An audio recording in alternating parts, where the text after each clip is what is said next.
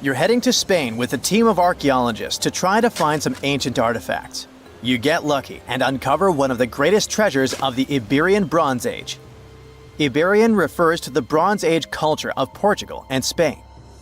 So you find and unearth coins, jewelry, vases, vessels, and two pretty strange items. One is something like a part of a scepter, and the other resembles a bracelet. And you know what's strange about them? They're connected with space. In 1963, several miles away from the city of Vienna, Spain, scientists discovered the treasure of Vienna, one of the most significant gold hoards from the Bronze Age. Interestingly, are there bronze treasures from the Golden Age? Never mind.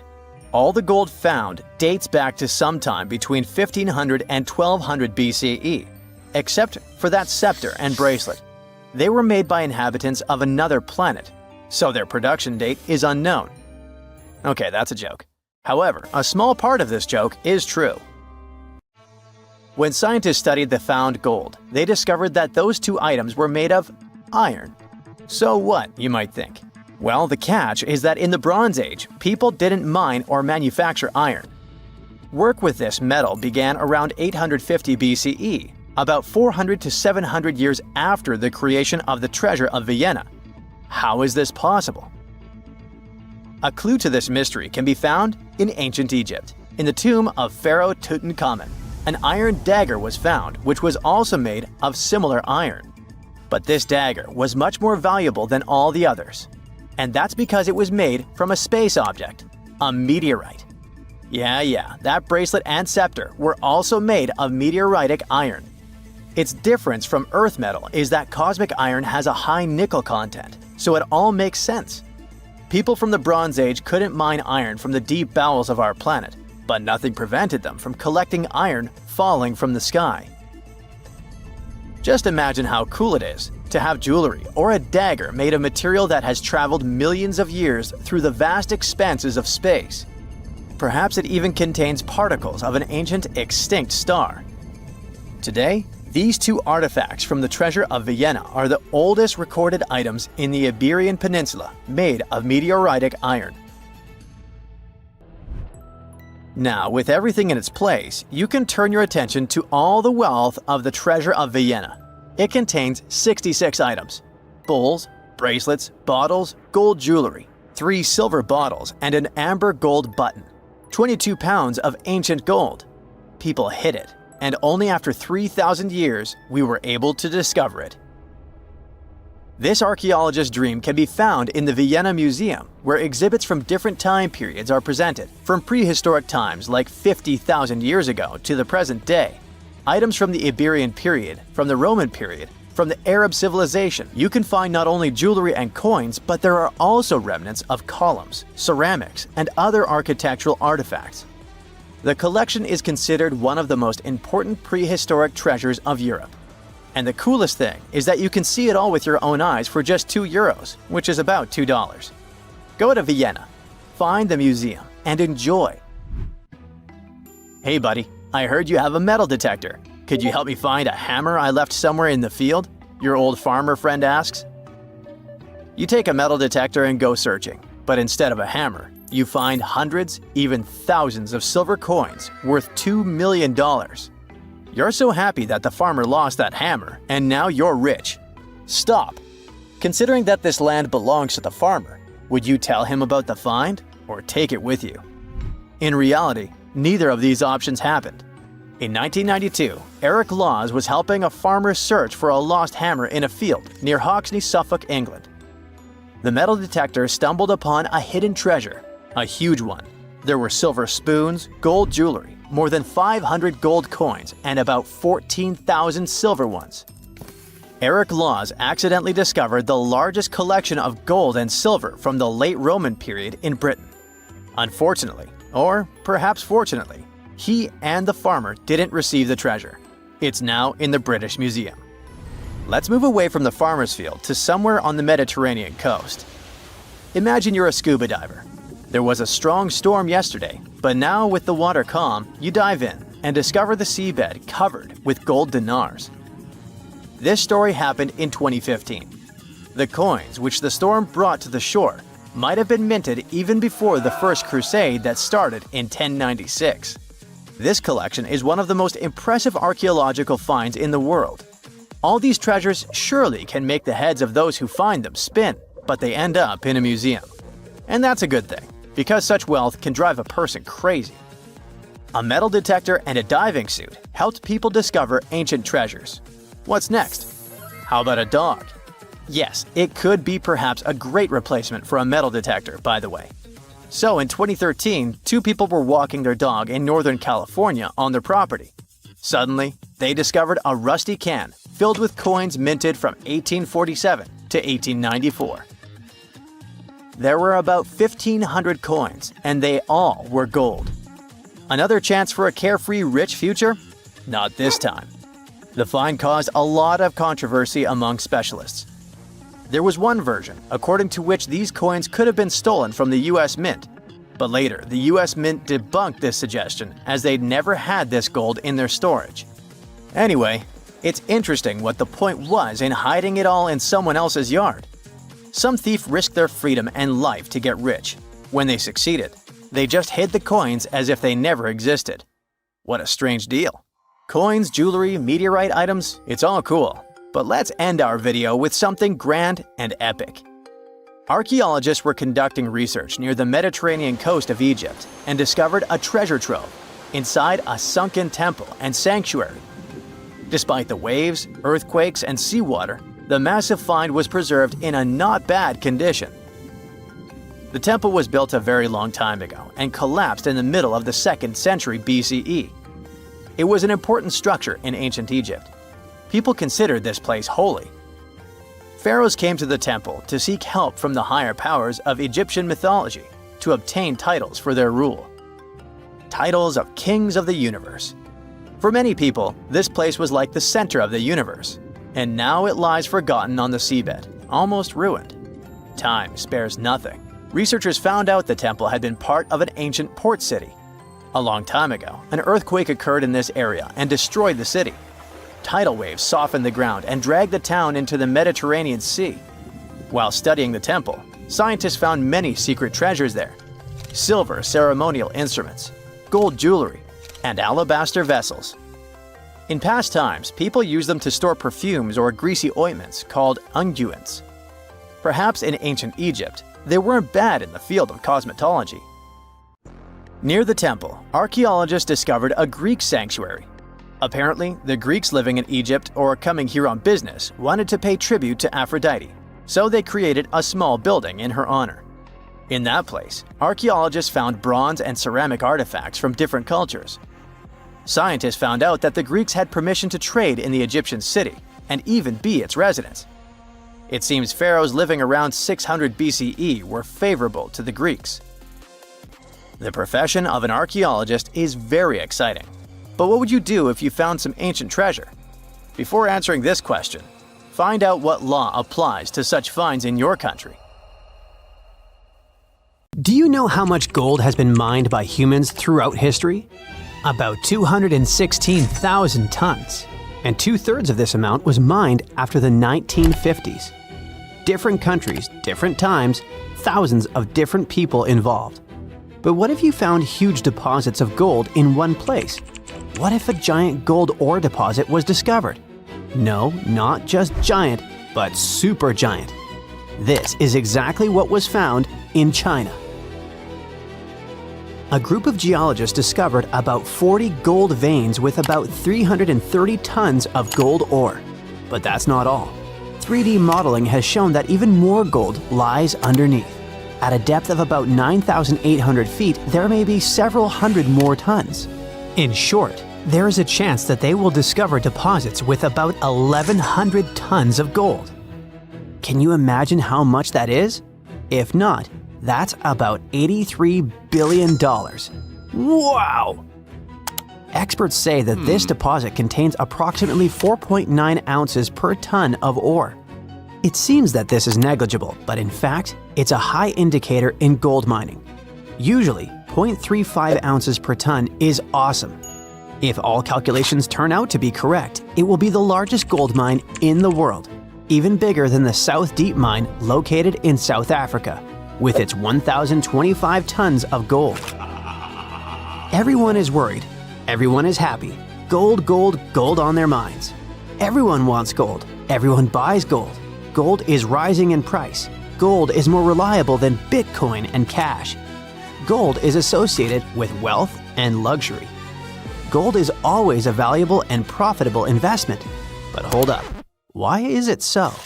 Why do people go crazy over some shiny metal? The fact is that gold has both practical and psychological value. For centuries, gold has represented power, prestige, and wealth in different cultures. It seems we're born in a genetic memory that gold is valuable. Think of how many problems gold has brought to literary heroes and how many gold-related adventures we've seen in movies. Gold makes people happy and greedy, cruel and intimidated. That's why so many people love it. Yes, it glitters, it's beautiful, but it's also practical. Gold doesn't rust, it doesn't corrode, it can be stored for a long time, and it doesn't deteriorate. It's literally a reliable investment. All other savings may lose value because of crises, but gold remains unchanged. The only problem, it can get stolen. In addition to jewelry making, gold is used in electronics, medicine, aerospace, and many other industries. Bitcoin has a value because of the public support of people around the world. Money has value thanks to the support of authorities. Gold has value on its own. It's tangible and visually appealing, and its worth is also supported by people's centuries-old belief in its enduring value. But never let gold cloud your mind. Many people lose their honor and even their minds over it. Avoid this trap. It's just a shiny piece of metal. There are other precious metals in the periodic table: palladium, silver, copper, platinum. Why is gold number 1? Cheaper metals such as copper, iron, lead, and aluminum corrode and rust. Aluminum is also not durable. Platinum and palladium are more expensive than gold, but they're too rare and difficult to mine. You won't make many coins out of them. Silver is softer than gold. It tarnishes, scratches, and deforms. And, well, to be honest, gold is more beautiful. But there is another reason why gold is so expensive. It's quite difficult to get. Gold mining is a very laborious and long process. In movies or documentaries, you might have seen people standing at the mouth of a river, collecting silt and clay, sifting it through gauze and small nets, and finding gold particles there. That's one of the methods for how gold is mined. You have to work hard to get just a few small pieces. How do they find gold? It used to be luck. Someone was walking along the shore and saw something glistening in the water. But today, gold detection methods are much more effective. Geologists know that gold is present in almost all rocks and soil, but its particles are so tiny that they're not visible. But when the concentration of gold is high and noticeable, work begins to extract it. Special geological teams are engaged in searching for these sites. When they discover gold, they drill wells, then take soil samples and decide if there's enough metal to carry out large-scale mining. Production depends on the deposit. If gold is in hard rock, miners drill holes, place dynamite, and detonate it. The explosion breaks the rock into pieces so they can extract the gold.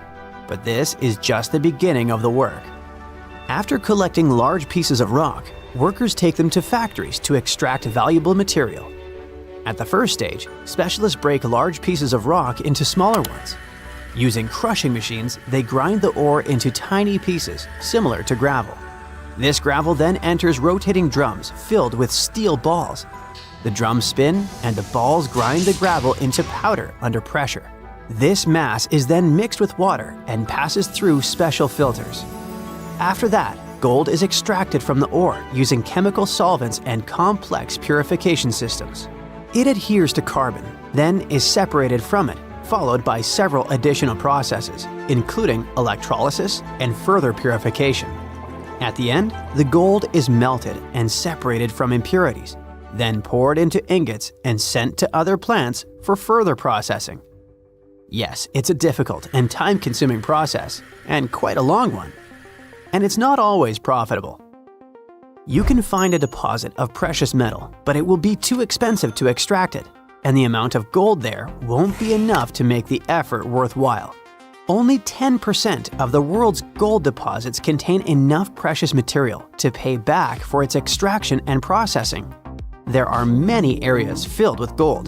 Do you know how many of them are suitable for productive mining? Less than 0.1%. So this is probably another reason why gold is so valuable. But is there any other material that causes a lot of excitement? Oh yes, this material is called liquid gold, and this is helium. That's the gas used to inflate balloons, but this is not its main value.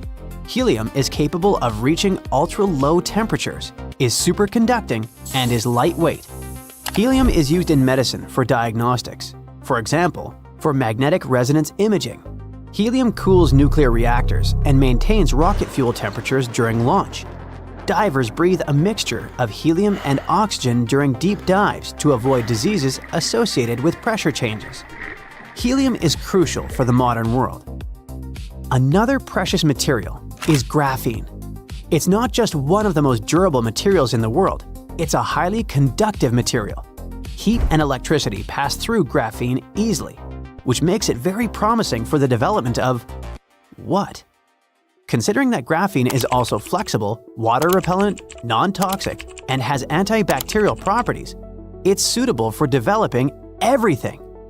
Medical equipment, mechanical engineering, electronics, construction, logistics, energy conservation, space and underwater industries, and much more.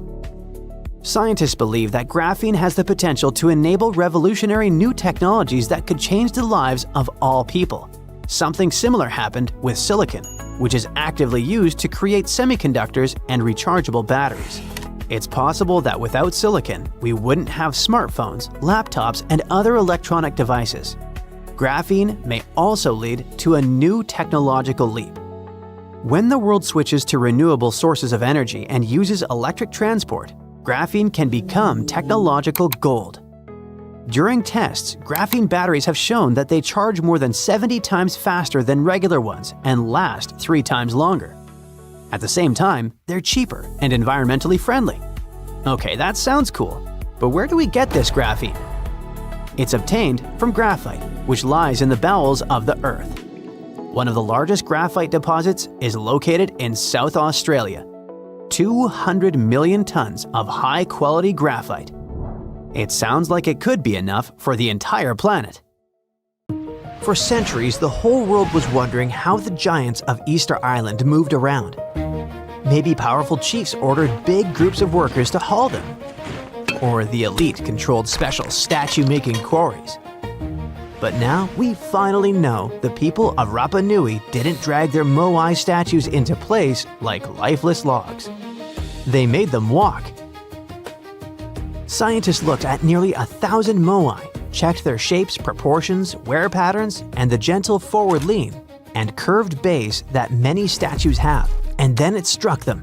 Those details weren't accidents, but engineering. The forward lean shifts the center of gravity, and the curved base lets the statue pivot like a pendulum. Once the motion starts, inertia helps carry each step. Think of it like walking an enormous stone toddler using ropes and balance. To prove this right, the research team built a 4.35-ton replica. The real statues were around 13 tons, and some weighed up to 80 tons. With 18 people on the ropes, they walked the statue about 300 feet, about the length of a football field, in 40 minutes. That's faster and easier than dragging something flat across logs or rollers. The old roads of Rapa Nui also help the process. They're about 14 feet wide, and the way they curve inward makes them perfect to keep a statue steady while it walks forward.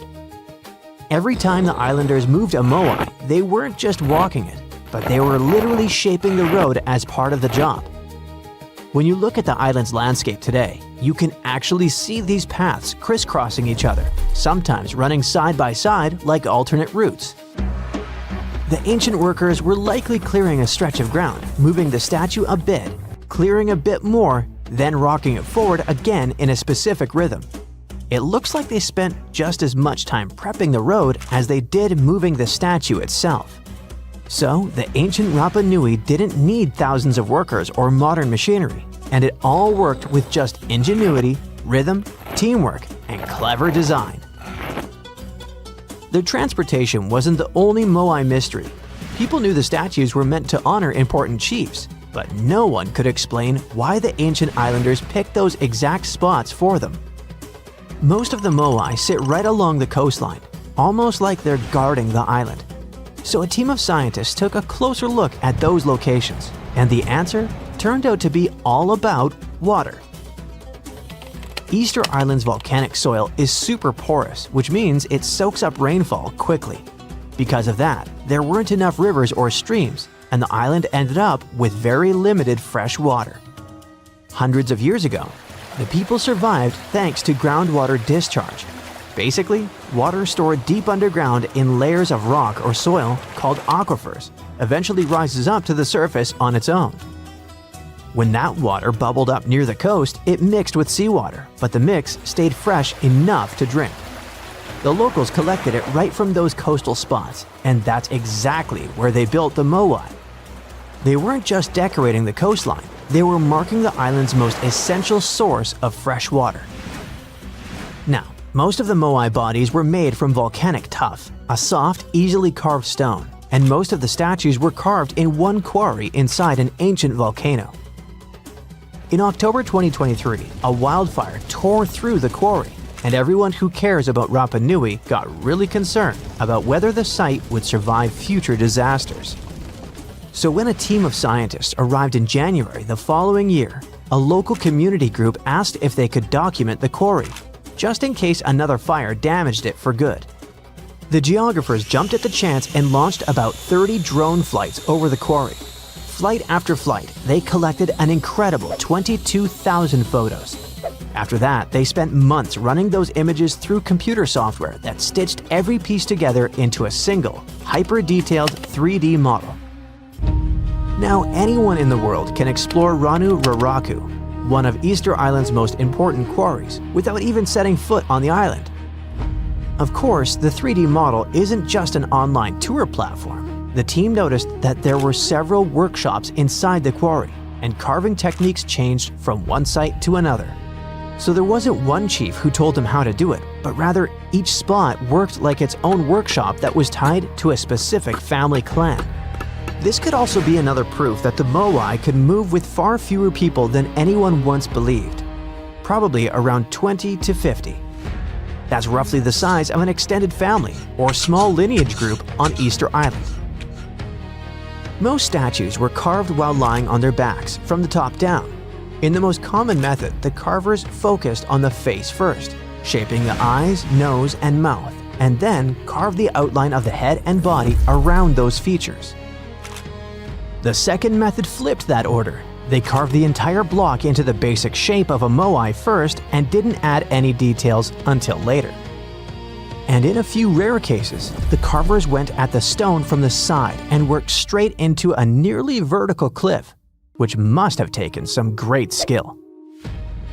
And just when researchers mapped over 1,000 Moai and thought they knew them all, the island threw them a curveball. In the middle of a dried-up lakebed, a place no one expected anything, another statue appeared in 2025. It was the first statue found in a lakebed before, and it might not be the last. For at least 200 or 300 years, the laguna was almost 10 feet deep, so it would be impossible for humans to build or put a statue on the bottom. Scientists think the Moai are over 500 years old. It's possible that the Rapa Nui people who built them probably brought the statue here when the lake was dry in the past. The new find turned out to be slightly over 5 feet tall, which is smaller than the other statues on the island. As the region continues to dry out, the lakebed has started revealing what it's been hiding for who knows how long. More statues could be tucked under those thick reeds that grew over the lake for centuries. Now that the water has receded, scientists might be able to use ground-sensing tools to detect what's buried beneath the surface. While researchers keep studying the statues and solving their mysteries, nature is playing against them. A new study shows that by 2080, seasonal waves could push far enough inland to hit some of Easter Island's massive moai statues. These stone giants have stood through everything: harsh sun, relentless wind, pounding rain, lichen slowly creeping across their surfaces, and even wildfires. But rising sea levels already threaten the island's coast, and the moai now face a danger bigger than anything they've endured before. Researchers built a super detailed digital model, a digital twin of a bay on the island's southeast coast. They ran a bunch of simulations to see how different sea level rise scenarios would change the way waves move through the bay. The results of these simulations showed that waves could start reaching the site's 15 moai by 2080, and then of the most recognizable and photographed statues on the island could end up flooded. This spot sits on a big ceremonial platform and draws more visitors than almost any other moai spot on Rapa Nui. And the danger doesn't stop there. Dozens of other important cultural features nearby are also in danger. Ancient dwellings, petroglyphs carved into stone, burial sites, old rock gardens. Basically the entire physical memory of Rapa Nui's cultural history. If the island doesn't manage these risks, it could even lose its UNESCO World Heritage status. Now that researchers understand the threat more clearly, they want to use this knowledge to help protect the island. Scientists hope to collaborate closely with local communities to safeguard Rapa Nui's cultural heritage for future generations. Once upon a time, there was a lighthouse so tall that you could spot its beam from 30 miles away. A mysterious tower that was the symbol of wealth and engineering genius, made with stones so giant and heavy that it still makes us gasp. How did they do that? It has survived earthquakes, one after another, until it finally crumbled in the 14th century. Fast forward to today, and archaeologists have just hauled 22 of its colossal blocks off the seafloor. They're putting the tower back together, to be once again admired and explored, but not how you might imagine. The Lighthouse of Alexandria wasn't just a lighthouse, it was the lighthouse of ancient civilizations, one of the longest-standing world wonders. Built around 280 BCE, on a tiny island called Pharos, it reached about 330 feet up in the sky. For comparison, that's taller than the Statue of Liberty or Big Ben. Now, keep in mind that this was before cranes, steel beams, or gym enthusiasts, and it becomes awe-inspiring. For sailors, spotting that gleaming tower was like finally seeing your exit sign after hours of driving on the world's most dangerous highway. The lighthouse was a sight for sore eyes, because legend says the waters around Pharos were tricky, full of hidden reefs that could smash ships to pieces. Old sources claim it took about 12 years to build, with the price tag being around 800 Athenian talents of silver, which is an ancient unit of weight close to 57 pounds. That means someone had to haul chests holding 23 tons of coins, without a forklift, most likely across the sea. Wow! The lighthouse was so impressive that the word Pharos ended up being used for lighthouses in a bunch of different languages. The structure had a cool three-tier design. It was square at the bottom, octagonal in the middle, and cylindrical on top. On its top, it had a statue, most likely of Zeus or Poseidon. The lighthouse's white limestone exterior was polished with a sun-catching plaster, so it gleamed like a beacon even without fire. At night, things were different. Wood was hard to come by in Egypt, so the fire on top may have been fed with bundles of papyrus roots or even naphtha for a brighter flame. Whatever the fuel, its glow was boosted by a massive polished bronze mirror. Now, bronze mirrors were common back then. It wasn't until the Renaissance, way long after the Pharos had crumbled, that glass-coated mirrors became standard in European lighthouses. During the day, the same mirror could reflect sunlight, and the tower's bright white silhouette, along with the smoke curling up from the fire, would help sailors find their way. Alexandria was one of the biggest ports in the ancient world, filled with merchants, travelers, and messengers, and the lighthouse was its landmark. Now, fun fact, if you're a fan of the Song of Ice and Fire universe, it certainly popped into your mind when reading about the High Tower of Old Town. Some fans speculate that not just the fictional lighthouse, but also the city itself, was directly inspired by Alexandria. And George R.R. Martin's love for ancient wonders doesn't stop there. There's also the Titan of Bravos, and the beloved author confirmed the intentional parallel to the imposing Colossus of Rhodes. For over 1,600 years, the lighthouse stood high against time, storms, wars, and intrigues, just like in the Game of Thrones. But it was finally defeated by nature itself. Sadly, a few major earthquakes during the 14th century brought it down, scattering its massive stones across the seabed. For over 5 centuries, the remains of the lighthouse just sat there under the waves, basically turning into an underwater rock garden. Divers knew about them, but hauling up 60-ton blocks from the sea is a job for a superhero, or a super powerful crane. And, until recently, it was a lot safer to leave them where they were. Alexandria is still, to this day, a busy harbor, and isn't exactly the easiest place for delicate archaeology. In the 1990s, archaeologists started mapping the whole area around Pharos Island. What they found was precision-cut limestone and granite blocks, some still showing carved edges. Over time, more than 100 massive pieces were cataloged, including chunks of columns, statues, and giant building blocks that could only have come from the lighthouse. Finally, in 2025, Egyptian and French teams joined up and brought that super crane along with a team of divers. In a carefully planned operation, they brought up 22 giant slabs from the seabed. There were parts like door lintels, threshold slabs, and a mysterious pylon, speculated to be some kind of monument.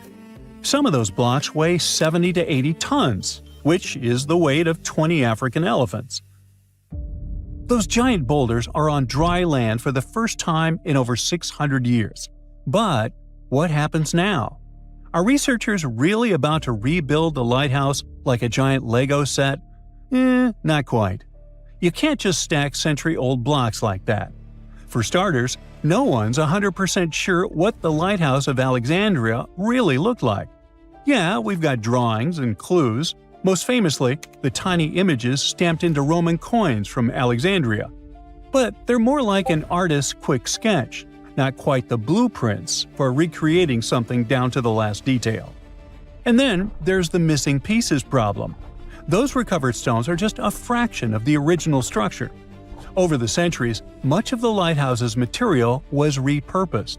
In fact, the spot where the lighthouse used to stand is now home to the citadel of Qaitbay, a fortress built right on its old foundations. The fort is not just a symbol of the past, but also a tourist attraction and a recognizable Alexandrian landmark. So, no, Alexandria isn't about to get its legendary tower back. At least not in that way. Instead, these newly recovered stoneworks are headed for conservation labs to be studied. Specialists will clean, stabilize, and document every carved groove and chisel mark. Later, they're likely to head to a museum. After all, it's part of the national treasure. However, that's not the end of the story. We still have the technology on our side that promises a fully recreated and explorable lighthouse, just like it was all those centuries ago. The entire endeavor is called the Pharos Project, and its mission is to turn those hauled massive stones, lintels, thresholds, base slabs, and even a mystery pylon into a complete walk-through digital twin of the Lighthouse of Alexandria. Each piece is getting high-resolution 3D scanning, joining more than 100 fragments already recorded underwater. The goal isn't just a research. The Pharos Project aims to bring back the lighthouse's original look and feel and turn it into a museum. 330-foot-tall structures often have a lot of stairs, and virtual reality is going to be far less painful for my old feet. Museum visitors could walk around its base in augmented reality, while researchers could use the model to test new theories about its structure and function. Hopefully, we'll be able to customize our own atmosphere, dim the lights, and examine the walls just like in a video game. Maybe they'll render pigeons and seagulls to make it even more authentic. We still don't have many details, but the entire thing is being recorded and will be made into a documentary. While we don't have booths to time travel, talented designers can bring the past back to the present. They just need the correct concept art. Sure, nowadays you can recreate almost everything in 3D, but the point here is the authenticity, to put it back together exactly how it was. This is what the Project Pharos wants to achieve. Maybe one day, every ancient world wonder will end up being recreated in a similar way. But there's no reason to stop there. Virtual tourism can save time and money, and while nothing can replace the real experience, visiting authentic locations recreated in virtual reality may be the next best option. Locals are already excited. The Citadel of Qaitbay is already drawing people, but now Alexandria is about to get the first digital tourist attraction. Soon anyone with a VR headset can stand on top of this historic wonder, squint while watching the sunset, and finally answer the burning question: is it possible to get exhausted while climbing virtual stairs? And can I customize the soundtrack? Ooh.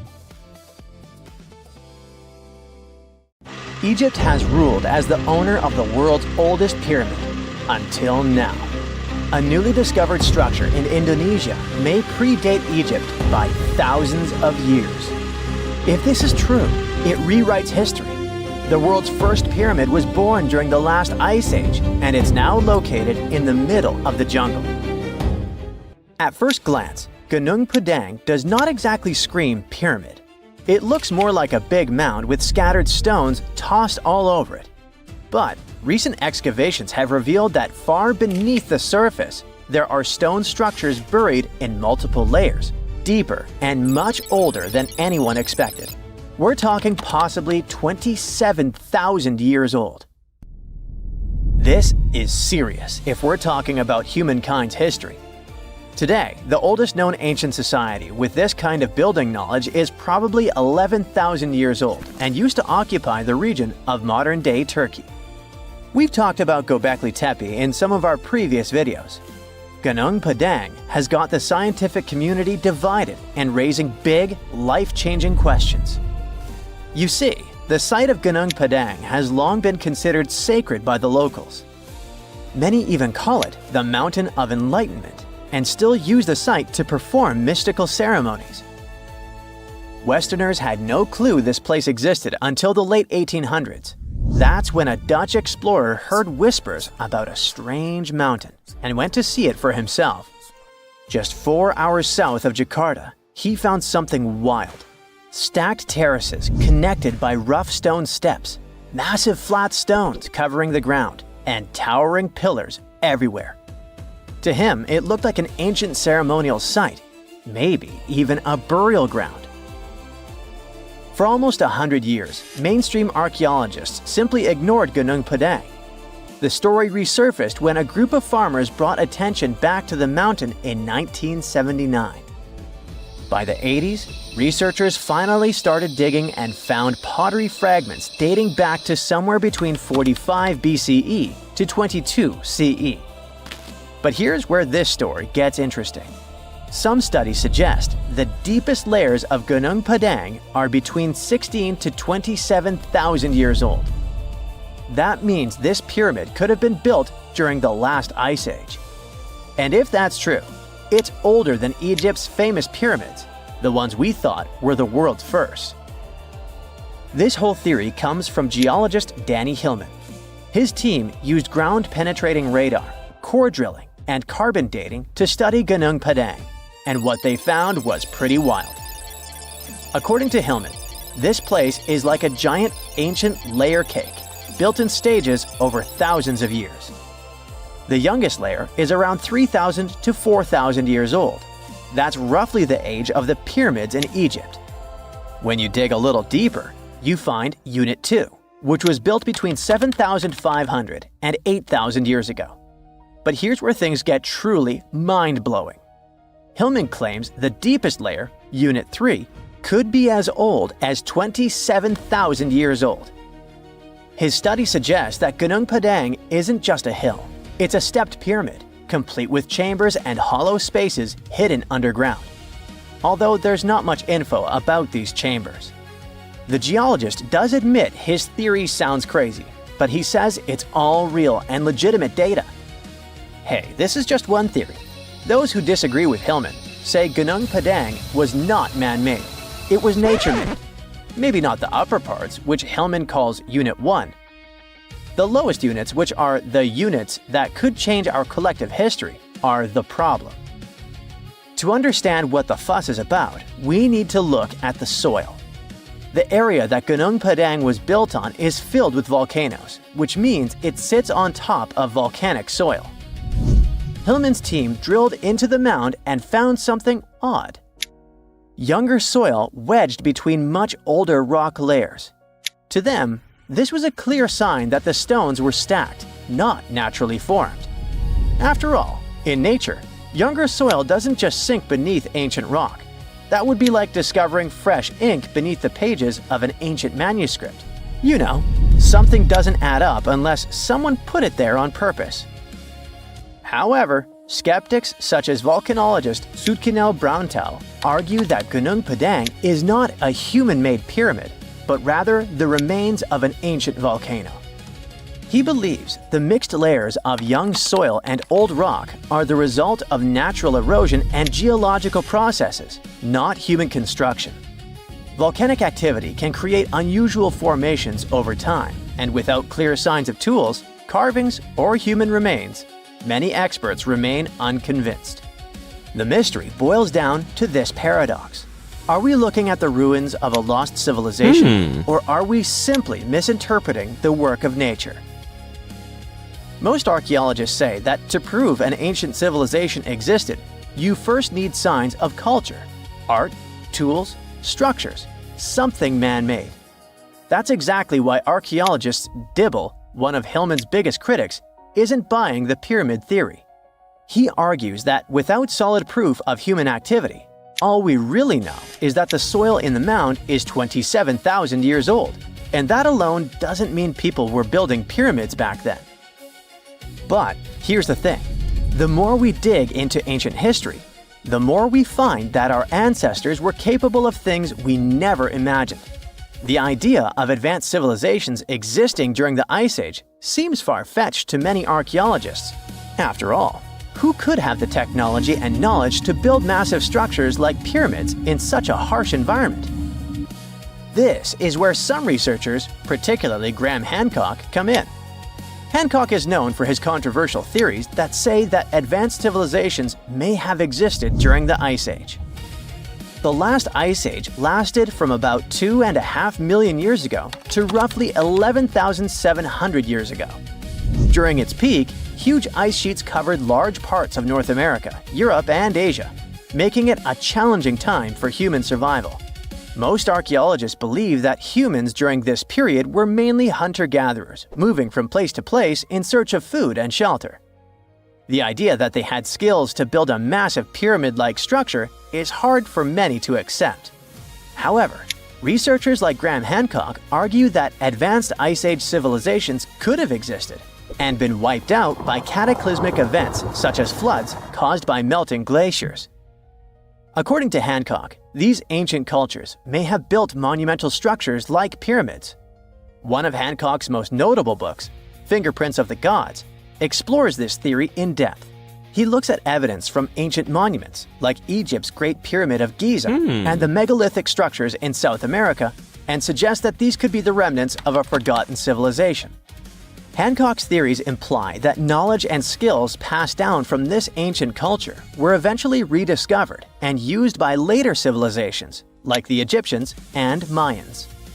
If we apply this to Gunung Padang, the idea becomes even more fascinating. Could this ancient site in Indonesia be a remnant of a long-lost civilization that existed during the last Ice Age? We'll have to keep digging to figure this out. Either way, while scientists debate the origins of Gunung Padang, local myths offer a different explanation. One of the most famous local legends tells the story of King Siliwangi, a powerful ruler who wanted to build a grand palace in a single night. With supernatural strength, he began stacking enormous stones to create his masterpiece. But as the first light of dawn appeared, he realized he had failed to finish in time. Frustrated, he abandoned the project, leaving behind the massive rock formations that we see today. While this story isn't historical fact, it reflects how deeply Gunung Padang is embedded in the local culture. Even today, the site is considered a place of spiritual energy, attracting visitors who believe in its mystical power. Hindus from the island of Bali climb the mountain steps to conduct rituals related to the rising of the full moon. Followers of a variant of Indonesian martial art practice their discipline high on the mountain. As these sacred rituals continue, archaeology and geology keep trying to figure out if this really is the oldest man-made structure in the world. Back in 1912, British newspapers were buzzing with one bold claim: the first humans appeared in Britain, not Africa. It felt like history itself had been rewritten, and everyone bought into it.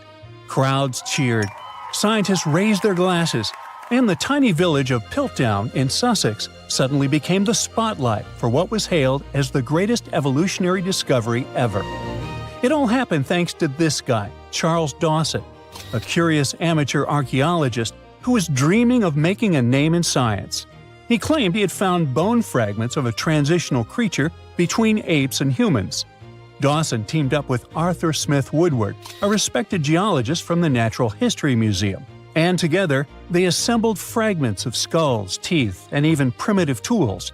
They unveiled their find, the Piltdown Man, to the Geological Society, and for decades everyone believed it. Textbooks even rewrote human evolution around it, and entire generations memorized it as pure truth. But here's the twist. In 1949, new technology to determine the precise age of objects came along, and things just didn't add up. Tests showed that the skull was only about 50,000 years old, not hundreds of thousands. Then came an even bigger shock. The skull and jaw didn't even belong to the same species. Someone had combined a human skull with the jaw of an ape, probably an orangutan. And even worse, they filed down the teeth to make them look more human and stained the bones to match the surrounding gravel. A Frankenstein fossil and its creator managed to trick the entire world into believing they'd found a missing piece of humanity's puzzle. So Dawson went down in scientific history, but probably not the way he was hoping to. And he wasn't the only one. Some did it for money, others for fame. In the late 19th century Paris, museums were collecting ancient treasures like they were trading cards. When a stunning gold tiara, supposedly belonging to an ancient Scythian king, Ctesiphon, appeared on the market, the Louvre had to have it. It was breathtaking, detailed, majestic, fit for a ruler. The museum proudly paid a fortune and displayed it as a masterpiece of ancient craftsmanship. Then came the heartbreak. A few years later, an entrepreneurial goldsmith from Odessa read about the Louvre's glorious find and burst out laughing. He recognized the tiara because he made it with his own hands. It was a modern piece, a commission he created for local dealers, except they never told him they planned to pass it off as an ancient treasure. The Louvre was humiliated. Once again, the whole world believed in a beautiful lie, and the goldsmith who had just made the museum look ridiculous ended up famous in the world of art. The tiara still holds the Guinness World Record for the greatest goldsmith fraud of all time. Another story of a well-planned scientific hoax takes us to a quiet town of Cardiff, New York, a couple of decades before the Louvre incident. In 1869, workers digging a well struck something hard and enormous. They uncovered what looked like a petrified 10-foot-tall man lying in the earth. Crowds poured in from miles around to see it. Preachers called it proof of the biblical giants mentioned in Genesis. Scientists debated whether it was fossilized or divine. Within days, the Cardiff giant became a sensation. People paid good money to see it, 50 cents a ticket, which was a lot back then. Later, it turned out that a man named George Hull carved the mysterious giant from gypsum after an argument with a Methodist reverend. Hull just wanted to prove how easily you can fool people, especially religious believers, unlike himself. So he buried the fake giant, and it worked too well.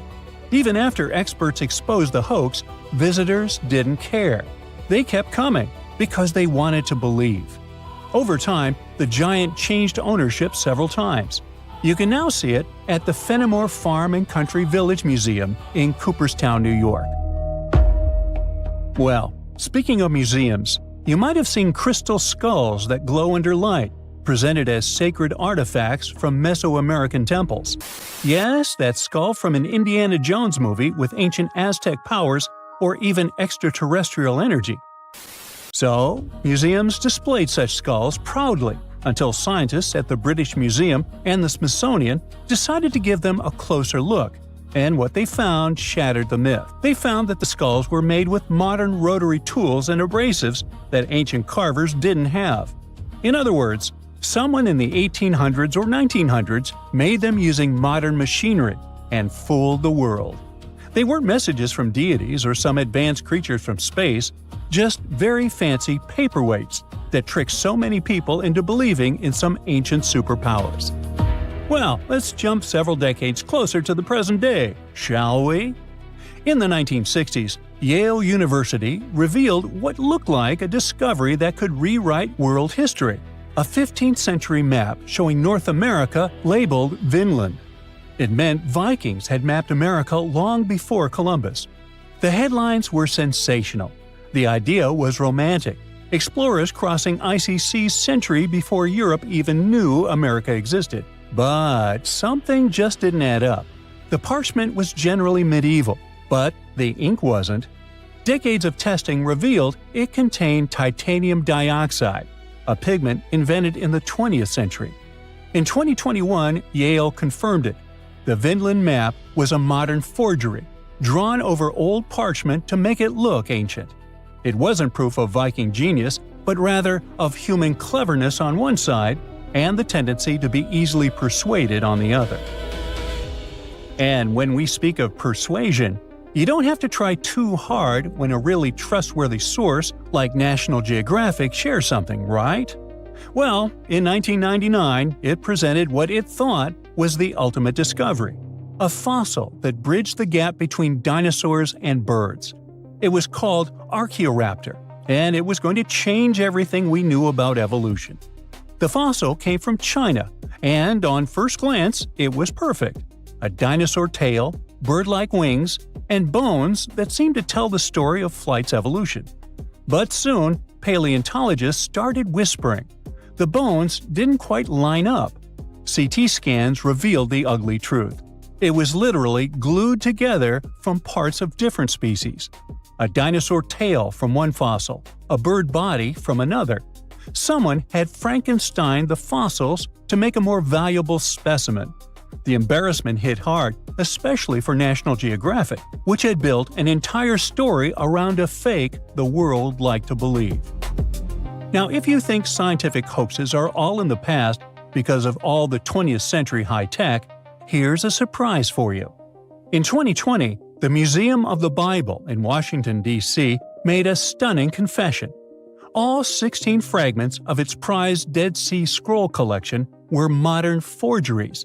They'd spent millions acquiring what they thought were sacred 2,000-year-old texts, only to learn they were made of ancient leather painted with modern ink.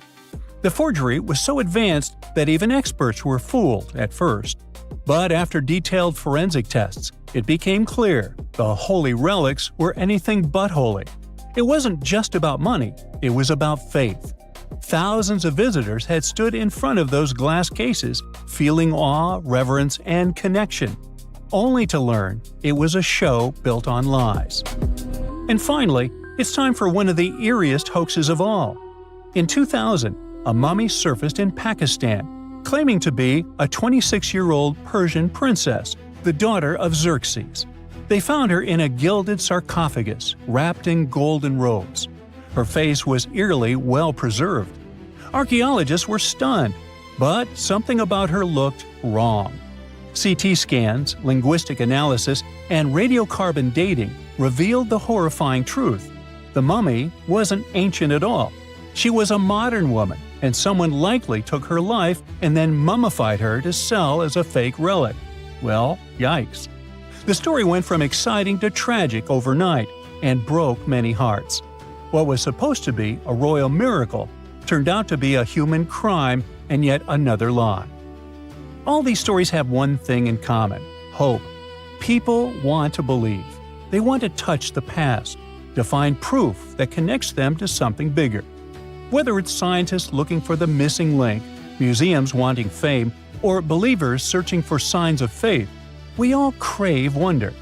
History is full of tricksters, and sometimes the best stories come from the fakes that fooled us all.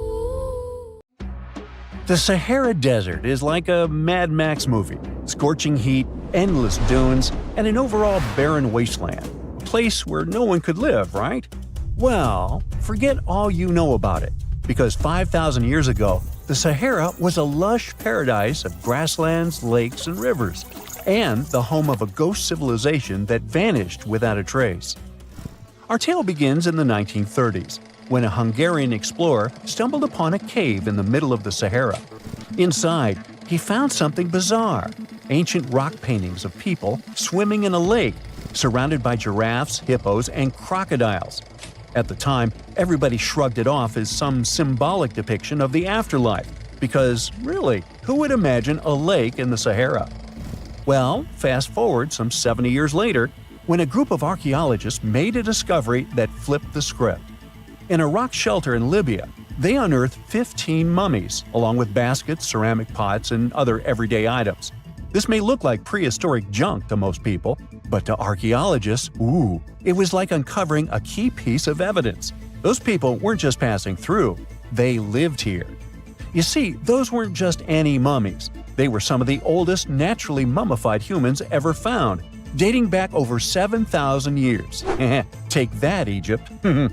2 of them still had readable DNA, preserved thanks to a rare natural mummification process, almost a miracle considering the Sahara's climate's ability to turn everything into, well, beef jerky. Scientists struggled to understand where those mummies came from for a while, because the mitochondrial DNA they recovered was not helpful at all. But thanks to scientific progress, they eventually managed to do a full genome analysis that revealed some weird secrets.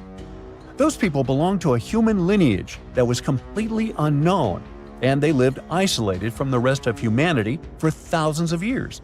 For decades, researchers assumed that the place where they lived, the Green Sahara, was like a prehistoric highway, a lush corridor that humans and animals used to migrate between sub-Saharan Africa and the Mediterranean. But the mummies demolished that theory, like a hippo sitting on a sandcastle. Their DNA showed zero genetic mixing with sub-Saharan and Eurasian migrants, keeping their genes pure for 7,000 years. Their closest genetic relatives weren't their neighbors living right below the famous desert, but some ancient hunter-gatherers from Morocco, and even some guys that lived in the Czech Republic, when it wasn't even a country yet, 50,000 years ago. We're not out of the woods yet, because those mummies also carried some teeny-tiny traces of Neanderthal DNA, just 10% of the amount found in modern Eurasians. Now, if you paid attention in school, then you know that Neanderthals lived in Europe and Asia, and early humans only mixed with them after migrating out of Africa. But those Green Sahara folks never left Africa. So how did they get Neanderthal genes? The leading theory is that their ancestors mingled with Neanderthals in North Africa 50,000 years ago before settling in the Sahara and cutting off contact with the outside world. Archaeologists also found cattle bones and tools made of stone and wood at that rock shelter, proving that those people led a thriving pastoral lifestyle. This discovery made scientists scratch their heads for a while because, you see, animal domestication was not developed in Africa. So how did they learn it if they never mingled with anyone? Did they have ancient YouTube tutorials? Probably not. The researchers believe they must have traded knowledge with neighboring groups, but just knowledge, no saliva. It's almost too hard to believe that no outsiders mixed with them. After all, who wouldn't want to live in a thriving civilization in the middle of a green paradise, drinking milk, eating meat, and even using animal blood as a protein source? Ooh, yummy. They didn't have to hunt for every meal, thanks to their livestock, and the abundant water made life pretty sweet. And yet, they never married outsiders. Why? Maybe it was a cultural choice to never date outside their own group. Or maybe the landscape itself kept them isolated. This is where scientists place their bets. They believe that the dense forests and rivers that existed in the Green Sahara acted like nature's no trespassing sign, creating a geographical barrier that isolates animals, plants, and whole societies. This isolation is the reason why their genes were so unique. These guys weren't swapping spit with anyone else. But this genetic time capsule almost didn't survive. For most of the last ice age, the Sahara was even harsher than today, a true dead zone where humans couldn't survive. 70,000 years ago, even the toughest people disappeared, retreating to the Nile Valley and the Mediterranean coast. Why? Because Earth was a climate bully. Massive glaciers stole all the moisture, weakening monsoons until rain clouds barely reached North Africa. Then came the knockout punches. Armadas of icebergs flooded the North Atlantic, triggering devastating droughts each time. This was the Sahara's ultimate keep-out era. Now, you're probably wondering how in the world the Sahara turned green after all this, and then went back to being a desert again. Well, it all started 15,000 years ago, I wasn't around then, when Earth was shaking off the last ice age. Our planet's axis was a bit wobbly, and because of that, the northern hemisphere got closer to the sun, getting extra sunlight and heat. This eternal summer turned North Africa into a giant moisture magnet, pulling water from the Atlantic and making it all rain down on the Sahara. The result of this ridiculous amount of rain was a lush savanna, complete with lakes the size of small countries. But the African humid period was not just a one-time miracle.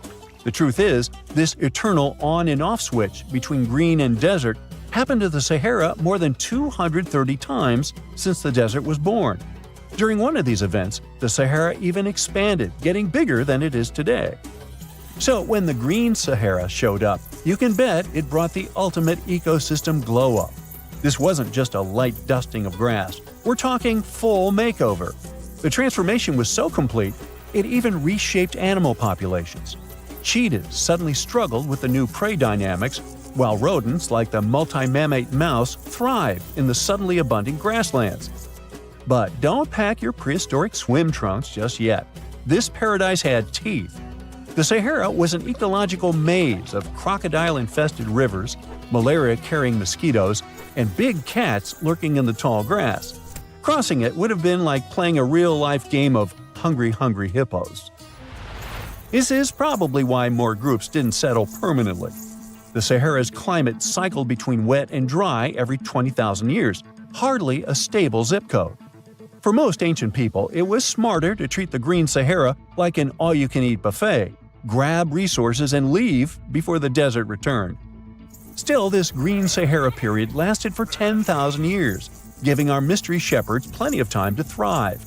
But around 5,000 years ago, Earth's axis shifted again, the rains moved away, and the Sahara dried up faster than a puddle in July. As the desert returned, the shepherds from the Green Sahara had no choice but to pack up their livestock and leave. Some researchers believe they migrated toward the Nile, laying the groundwork for ancient Egypt, so I guess their legacy lives on. Besides, their pure lineage may be extinct by now, but some faint genes of the mummies can still be found in the people that live in North Africa today. But the introvert mummies were not the only ones using the Green Sahara as an Airbnb. They actually had neighbors just around the corner, in a lakeside village in Niger to be exact. Those people thrived for 5,000 years and left behind the oldest Sahara Desert cemetery, including a man buried in a turtle shell, a grinning Halloween man with filed teeth, and a heartbreaking family embrace frozen in time, victims of the very waters that sustained them. Eventually, those people disappeared too, just like it happened to our antisocial friends. This proves that this desert outsmarts everyone, with a landscape that gives paradise with one hand and takes it away with the other. Hey, I bet you didn't know that trees used to grow in the middle of Egypt's barren, sun-roasted Sinai Desert. It's true. If you can't picture it, I don't blame you. But archaeologists have recently stumbled upon a tree-lined boulevard. Yep, an actual green avenue leading to a massive ancient fortress. No, this isn't some mirage or an overactive imagination, although I do have one. But it's turning our ideas of ancient Egyptian desert life upside down. Let's rewind a bit. The site in question is called Tel Abu Saifi, located in the northern part of the Sinai Peninsula. For a long time, it was known as a dusty archaeological footnote, the home of ruins from the Ptolemaic and Roman periods.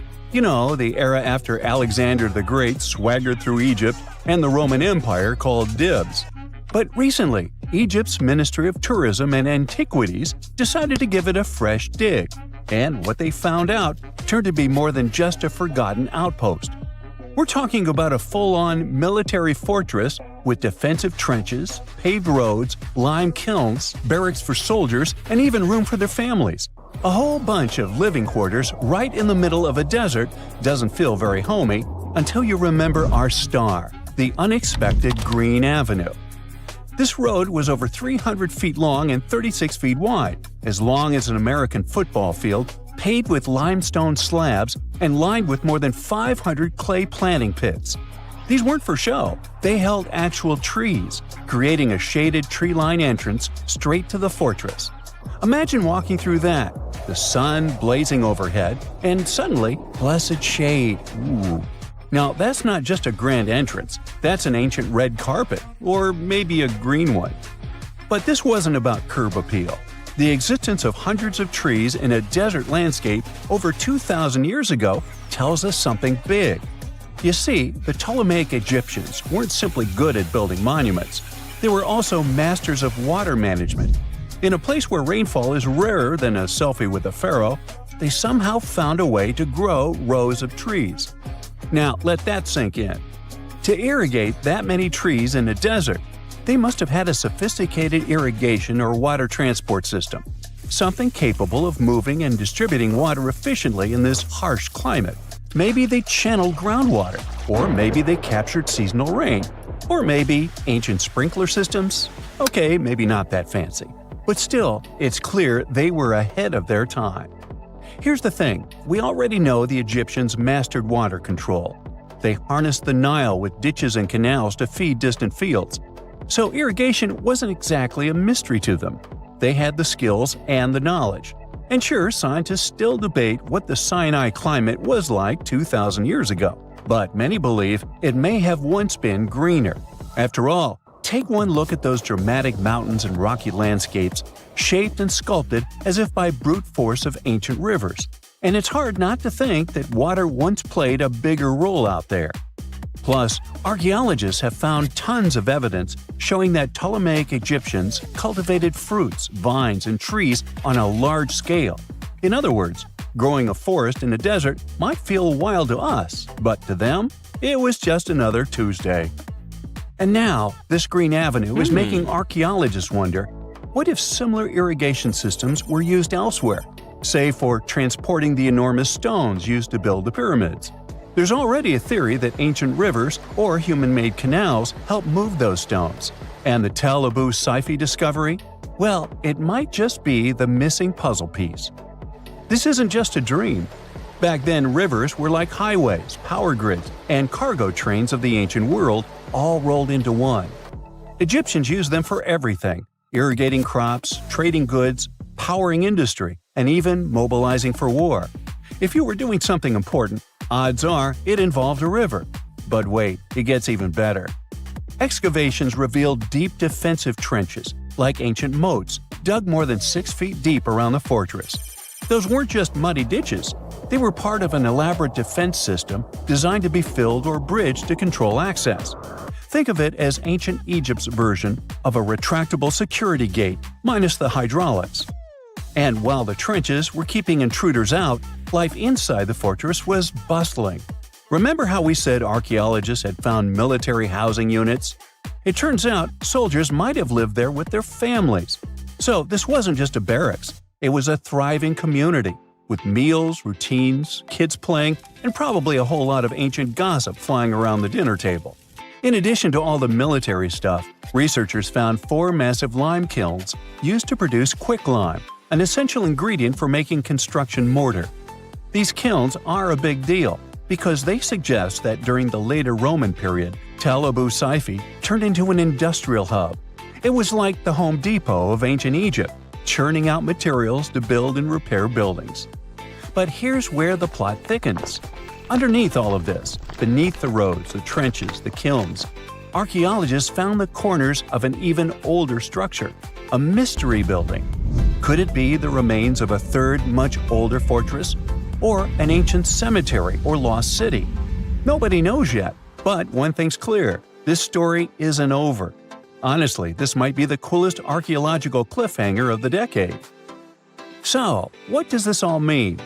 Well, for starters, it challenges everything we assumed about desert life in ancient Egypt. For the longest time, deserts were thought of as natural barriers, dry, deadly, and empty. But this find suggests that the desert might have once been green and full of life, not because the climate was dramatically different, but because the Egyptians were incredibly good at bending the environment to their will. They didn't just survive in the desert, they transformed it. It also adds fuel to the fire in the age-old debate about ancient Egyptian tech. If they could build a fortress with tree-lined roads, moats, irrigation, and industry in the middle of the Sinai, is it really such a stretch to imagine they could engineer water channels to move pyramid stones? Forget the Ancient Aliens TV show. Sure, it's entertaining, I'll give you that, but it makes us forget something crucial. Those people were brilliant. A lot of what we call modern technology is recycled ancient ingenuity. And who knows how much knowledge we've lost over time. Meanwhile, the dig continues. Scientists are now mapping the entire Tel Abu Saifi site, trying to piece together how all the structures connect. Some want to analyze soil samples to find traces of old tree roots and maybe even figure out what kinds of trees once grew there. Imagine if they were date palms. We might be looking at the world's oldest snack lane. You already know that the implications of the discoveries don't stop with history books, right? This kind of discovery has modern relevance too. Our world is going through a lot of change, with crazy weather and huge heat waves. So maybe we should be asking, what can we learn from ancient civilizations that once made the desert bloom? If nothing else, Tel Abu Saifi reminds us that the ancient Egyptians were more than just pharaohs, pyramids, and mummies. They were visionary planners, eco-architects, and straight-up problem solvers. They didn't wait for nature to hand them what they needed, they engineered it. And thanks to discoveries like this, we're getting a clearer picture of just how advanced and, frankly, how cool ancient Egyptian civilization really was. So next time someone tells you deserts are just empty wastelands, you can hit them with this fun fact. Over 2,000 years ago, in the heart of the Sinai Desert, there was a fortress with a tree-lined avenue, moats, military housing, an industrial center, and even a secret underground structure. Take that, sand dunes! Who knows what else is still buried out there, waiting to rewrite history? Let's face it, most ancient tombs have been looted at least once. No matter how scary the rumors could have been, most mummies were open too. But one. This is the Bashiri mummy, and it puzzles everyone so much that nobody dares to see what's inside. Meet Howard, but you must know him already if you're into Egyptian history. He's primarily famous for discovering King Tut's tomb back in 1922. But few people know that before this revolutionary discovery, he had probably found another mummy.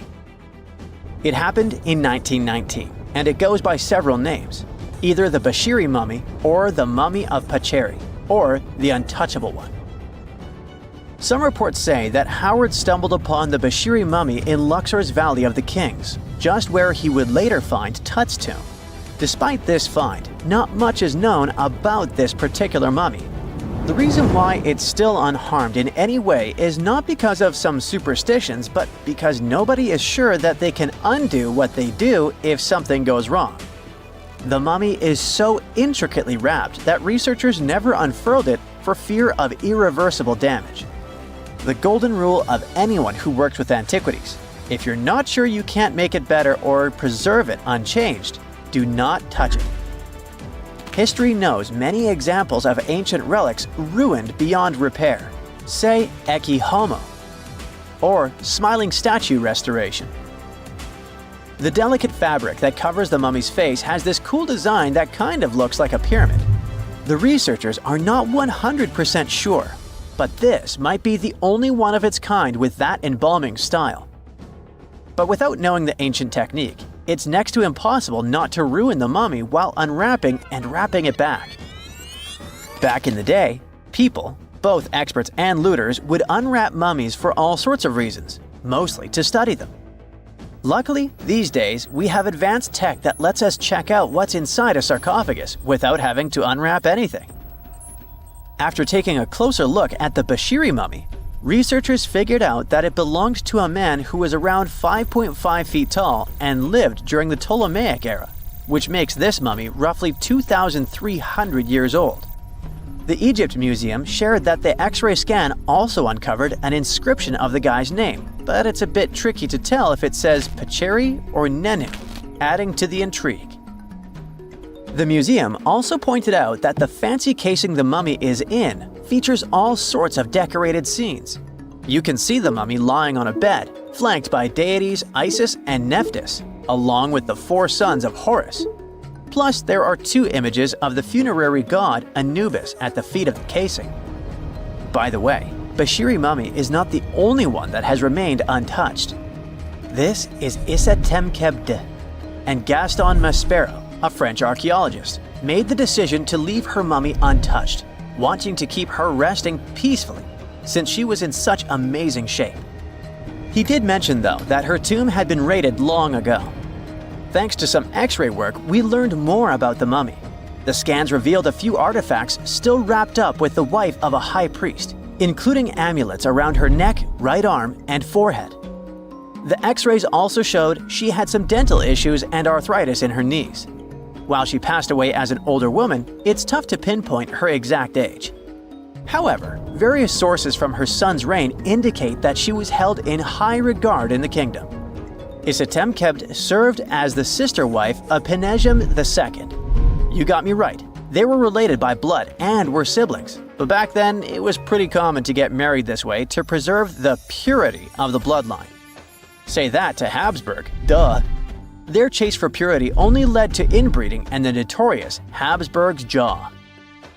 Right, I guess we should not judge ancient Egyptian rules and morals, but what we can say for sure is that both Bashiri and Isatemkebt were incredibly lucky to stay untouched.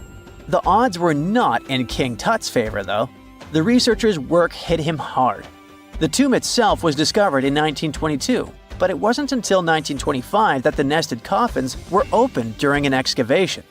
The outer coffin, held together with silver pins, opened up to show another coffin shaped like a mummy, decorated with colorful glass and flower garlands. There were worries about the king's mummy because it had been exposed to moisture. The middle coffin was pretty heavy and didn't have any handles, so they had to be super careful taking it out. Inside the innermost coffin, which was solid gold and wrapped in a red cloth, they found the royal mummy, and this all went down on October 28, 1925. Tutankhamun's mummy, measuring about 6.07 feet, fit snugly into the innermost coffin, which was 6.17 feet long. You can already tell there was a problem, right? Imagine how hard it is to extract something as fragile as an ancient dried-up mummy, especially when there's not much room for maneuver. Plus, the mummy looked sus. It was pitch black. Howard Carter, the lead archaeologist of the expedition, estimated that around 2 buckets worth of oils had been poured over the mummy. But care had been taken to avoid the mask and feet. It was made to preserve him better. The body was positioned at a slight angle in the coffin, and there was a noticeable difference in the amount of dark oils on the right and left sides, indicating that the coffin might have tilted while being lowered into the sarcophagus. This oil created moisture inside the coffins, and over time, it reacted chemically, which Carter described as a sort of slow, spontaneous combustion, leading to the carbonization of the linen wrappings. Unfortunately, the combination of heat and moisture took a toll on the mummy's trappings as well. The crook and flail fell apart. The resin scarab cracked, and the threads holding the hands and mummy's bands started to decay, making everything quite fragile. Plus, the oils hardened over the years, effectively gluing the mummy and mask to the coffin's bottom. To try and separate the mummy from the inner and middle coffins, they were placed in the sun for several hours, reaching temperatures of 149 degrees Fahrenheit. Despite this effort, the mummy remained stuck, so the initial examination had to be done right where it was. The first part of Tutankhamun's mummy the researchers checked out was his lower legs and feet, meaning they started the examination from the bottom up. As they peeled back the bandages, they uncovered the first of many treasures wrapped up with the king. They took their time to carefully document and photograph everything they found. The inner layers of bandages were in pretty bad shape, mostly turning to dust, making it tough to figure out how everything was originally wrapped. Still, the overall methods matched what was seen in other nobles' mummies from that time. Lots of folded linen pads were used to shape the torso and thighs. The outer and inner bandages were made from fine linen, while the middle layers were coarser. They had some intricate bandaging around the shoulders and chest with a similar style around the groin. Each limb, along with fingers and toes, which were fitted with gold caps, was wrapped separately. Tutankhamun even wore gold foil sandals on his feet. They hoped to separate the mummy from the coffin by removing the outer bandages, but the resins had stuck the body to the coffin. So, the researchers ended up chiseling it out. To do this, they had to cut the torso in half at the hips and disarticulate the arms to continue unwrapping. Each part was treated with hot paraffin wax for stability, and later the hands and feet were reattached with resin. Finally, they used hot knives to detach the head from the mask. To check the teeth, it was decided to make an incision around the jaw and neck, which was later fixed with resin. So technically, the scientists did all they could to preserve the mummy, but still, in a way, it ended up being damaged beyond repair. What do you think? Should they have left it in the coffin? Or did they do the right thing? Let us know in the comments. There you are, trekking across a desert on foot. It's hot, you're terribly thirsty, and now you gotta walk around this stupid wall. Wait, a wall in the middle of a sandy, lifeless nowhere? Exactly, a wall in the northern Saudi desert. Archaeologists have just made a super exciting discovery, and what they found was not just a single wall. No, it was a whole ancient walled city that might date back to 2400 BCE. They think this place was home to around 500 people and could have been used for 1,000 years. This discovery is groundbreaking. It means that the area could have been way more advanced than anyone expected. The city was well organized, with different zones for living, towers and strong walls for protection, and different sections for all kinds of daily life. This ancient city, now called Al-Natab, was basically an oasis town, and it's great since it can give us a peek into what life might have been like in this desert thousands of years ago. Apparently, they had clearly separated areas, like residential sections, a cemetery, farmland, and even a town center. This oasis city, found in the Khaybar area, is the first big organized settlement from the 2nd or 3rd millennium BCE that researchers have uncovered in northwestern Arabia. The first survey showed that this town, which covered about 6 acres, had several districts, including the residential area, the cemetery, and the legal one, with courts. The houses were set up in neat rows, all connected by small roads.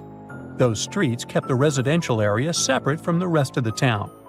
Back then, most people in this region were nomadic herders, always moving around. But archaeologists have been sure that during the Bronze Age, northwest Arabia had small walled towns and oasis centers scattered across it. These connected oasis towns were unique, offering secure places for people to live, store goods, and trade. They started showing the beginnings of urban planning, which hints that people of that time were already starting to settle down and organize communities more seriously. The research team estimated that there were about 50 homes in Al-Natab, but that number could go up to 70 as they keep digging. They think that a few hundred people lived there, and probably one of the coolest things is that some houses went up to 3 stories tall. Built on a slope near a couple of major trade routes, this city was set up in a prime spot. Now, one of the most impressive things about this place is its water supply. The oasis had springs and aquifers, which are underground water sources, and such conditions were perfect for farming. Those water sources meant residents could grow their own food, making the town self-sufficient. The outer walls probably helped control who could enter the town and get access to its resources. This settled way of life was an impressive shift from nomadic living to a more agro-pastoral lifestyle, which means a mix of farming and herding animals. Another find that supports this theory is a bunch of tools like grinding stones, mortars, and pestles discovered inside the town. People there must have ground grains and prepared food. They had a diet of cereals, meat, and milk from animals they raised themselves. These astonishing findings show that the inhabitants of the town could easily feed themselves and were surprisingly advanced for that time. Thanks to better access to Saudi Arabia in the past couple of decades, archaeologists now have a much clearer picture of what life there was like thousands of years ago. The most exciting thing is that Al-Nata might have been part of a whole network of similar fortified oasis towns spread across the region, and all of these connected sites could show us how trade routes and small settlements worked together at that time in that arid area. Now, at the same time, this recent discovery isn't the only one that has the scientific world buzzing with excitement. How about we visit Egypt and see for ourselves? After all, archaeologists have just found a stash of ancient Egyptian and Greek treasure underwater. They were exploring the lost city of Thonis Heraklion off the coast of Egypt, which sank more than 1,000 years ago. This city was legendary, and nobody even knew where it was until it was rediscovered in 2000. Now they're uncovering more and more, and on this dive, they found a pile of gold and silver treasures. Those were probably used in rituals to bless Egyptian pharaohs when they took the throne. The researchers even found an ancient Greek temple dedicated to Aphrodite and some super-old Greek weapons. Frank Gaudio, the lead archaeologist, said it was astonishing that those delicate objects had survived the disaster that brought the city down. Back in its prime, Thonis Heraklion was one of the biggest port cities in the Mediterranean. It was a huge center of social life and was the main entry point for ships from Greece coming into Egypt. But tragically, due to rising waters, earthquakes, and a catastrophic tidal wave, the soil underneath the city literally turned into mush, and then the entire city sank into the Mediterranean. It was forgotten until Gaudio's team found it in 2000. Since then, they've been uncovering new parts of the city and piecing together its history little by little.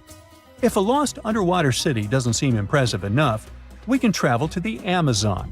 The discovery made there is truly mind-boggling. For centuries, people have talked about lost cities deep in the Amazon, like El Dorado, that mythical city of gold that lured Spanish explorers into the jungle. A lot of them never came back. Then, in the 1900s, a British explorer named Percy Fawcett went searching for what he called the lost city of Z, and he too disappeared.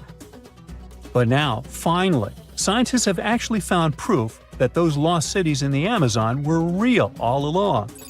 A team of scientists use a tech called LiDAR, which basically allows you to see through thick jungle from above by bouncing light beams off the ground.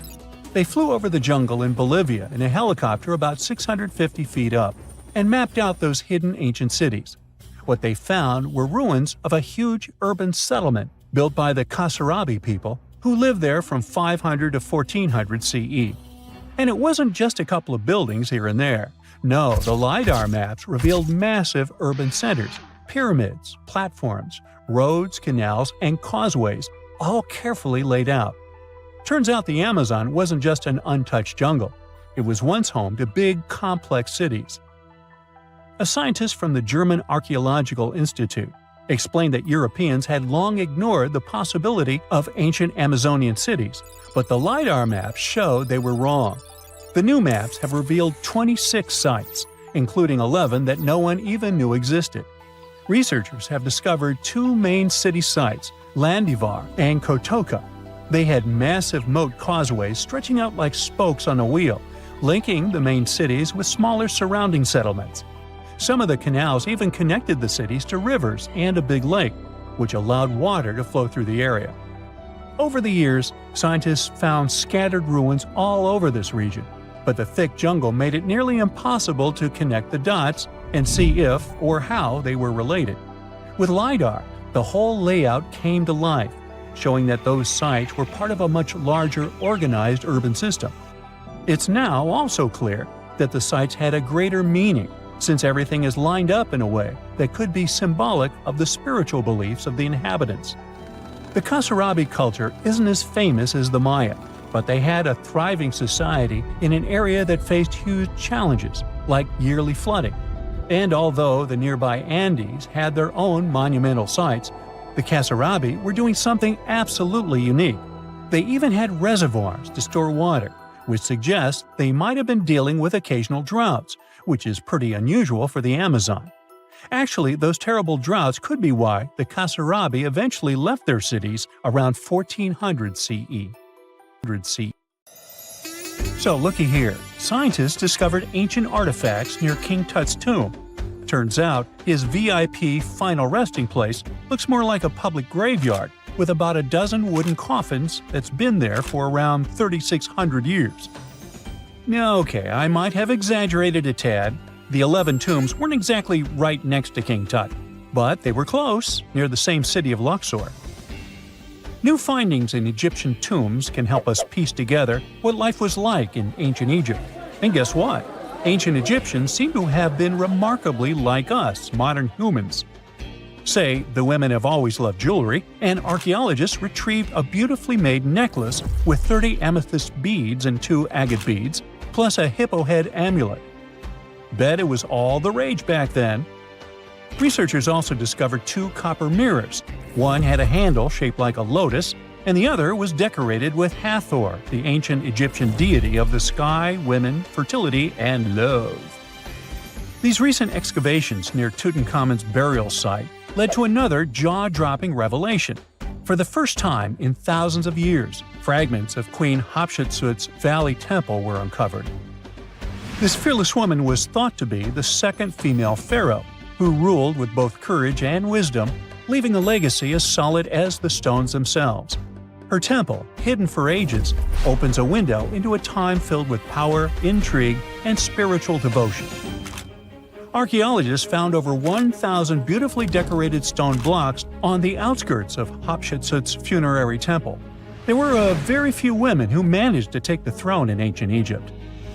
Another tomb was found nearby, and it belonged to the overseer of Queen Teti Sheri's palace, whose name was Jehuti-Mez. Queen Hatshepsut seems to have even more tombs, aces up her sleeve. These tombs were carved into the rock instead of being built as pyramids, showing a unique ancient perspective on how to protect the soul in the afterlife. Experts managed to retrieve some cool ancient pieces from the site. Toys made of clay, mummy masks, winged scarabs, and some amulets. Sadly, there surely used to be way more artifacts, but over the last centuries, there have been people other than archaeologists to stumble upon this site. It's likely that looters got to these tombs before them and may have taken some valuable items. But they did leave behind some cool stuff for the researchers, like pottery used for offerings of bread and meat, along with archers' bows that connect the tomb's owners to the Egyptian military. Meanwhile, soul protection is way more important than you might think, especially if you're roaming around Luxor looking for ancient secrets. You aren't scared of King Tut's curse, are you? Let me tell you what happened to those who weren't scared, but promise me to take it with a dash of salt, okay?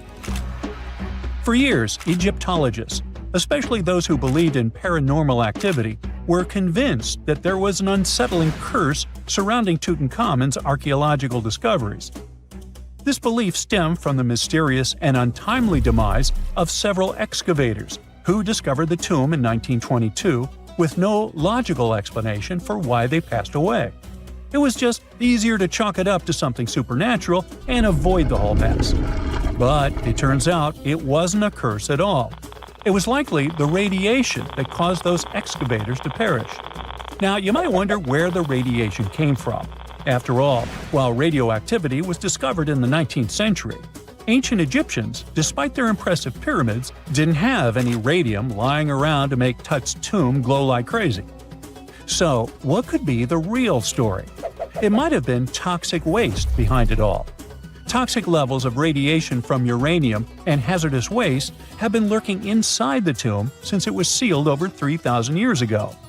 The burial chamber of Tutankhamun's tomb reportedly has such high radiation levels that anyone who steps inside could easily end up with a fatal dose of radiation sickness or an incurable condition. By the way, you can have a somewhat similar level of radioactivity if you don't get rid of those moldy dinner leftovers you left to perish in your fridge a month ago. But this radioactivity isn't exclusive to Tutankhamun's tomb. Ancient Egyptian artifacts discovery is rewarding yet dangerous due to unusually high radiation levels in Old Kingdom tombs all over Egypt. Geiger counters have detected radiation at 2 sites near the Giza pyramids, and radon, a radioactive gas, has been found in several underground tombs in Saqqara. Interestingly, experts believe that the builders of these ancient tombs were aware of the toxins, as some eerie warnings were carved into the walls of many tombs. One inscription ominously declared, "They that break this tomb shall meet their end by a malady that no doctor can diagnose." Other ominous phrases like "forbidden," "due to evil spirits," only added to the fear that supernatural curses haunted these ancient sites.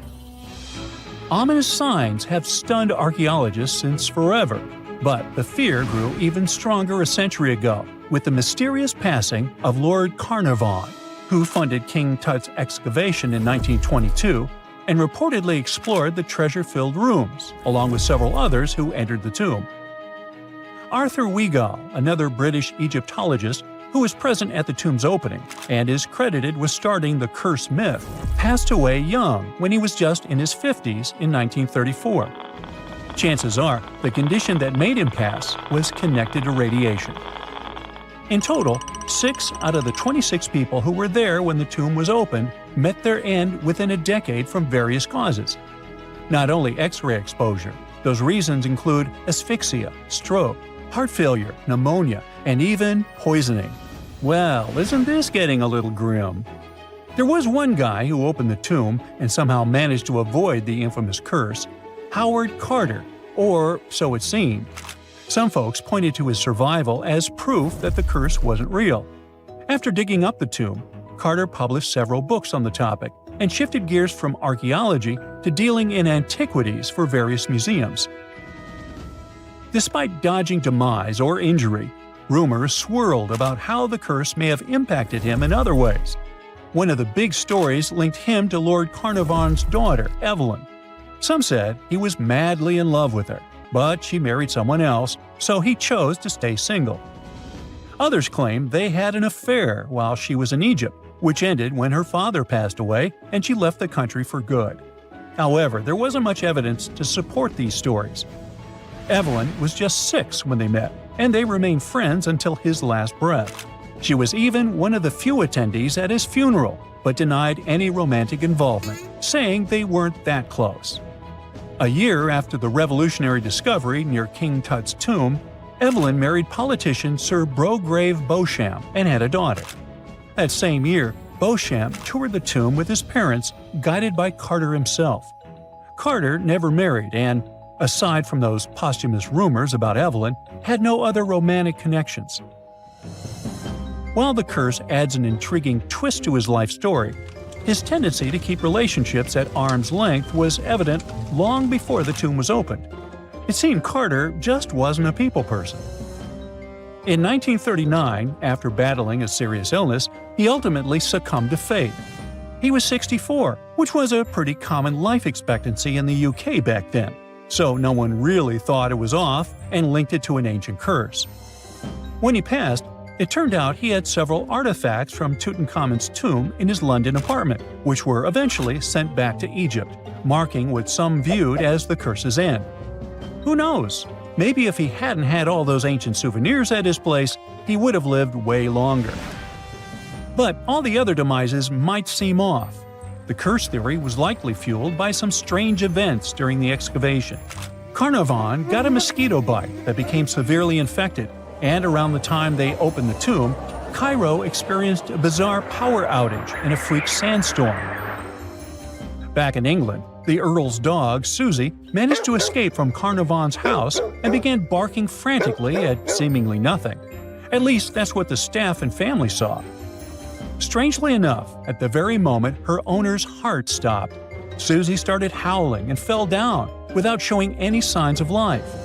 Maybe radiation didn't play a crucial role after all, and those were indeed ancient artifacts from King Tut's tomb that made them all perish.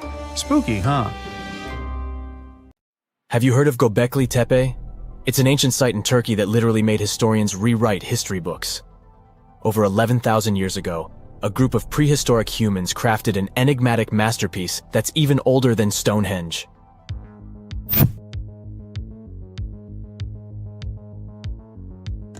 Before its discovery, archaeologists believed that people didn't know about iron and weren't good at making pottery. They were sure that settled life only emerged with the need for agriculture. But Göbekli Tepe changed this belief.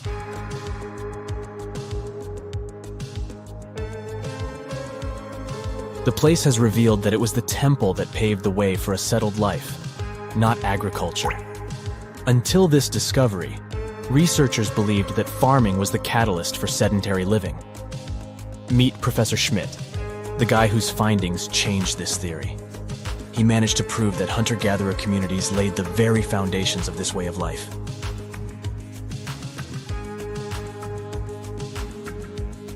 Back in the 1960s, other archaeologists visited the area, but they totally missed the mark. While surveying the region, they stumbled upon a hill with scattered limestone slabs and concluded it was just an old burial ground from medieval times. Little did they know that there was so much more to uncover.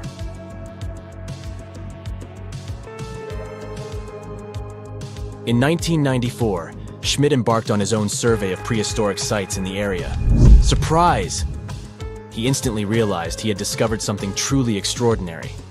Unlike the nearby flat and barren plateaus, Göbekli Tepe had a gently rounded top, rising 50 feet above the surrounding landscape.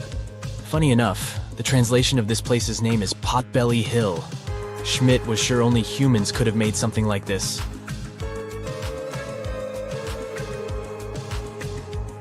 Those broken limestone pieces that were mistaken for gravestones turned out to be way more exciting. It was like stumbling upon a hidden treasure. The pieces took on a whole new meaning, and Schmidt with his team was about to dive into the secrets waiting beneath the surface.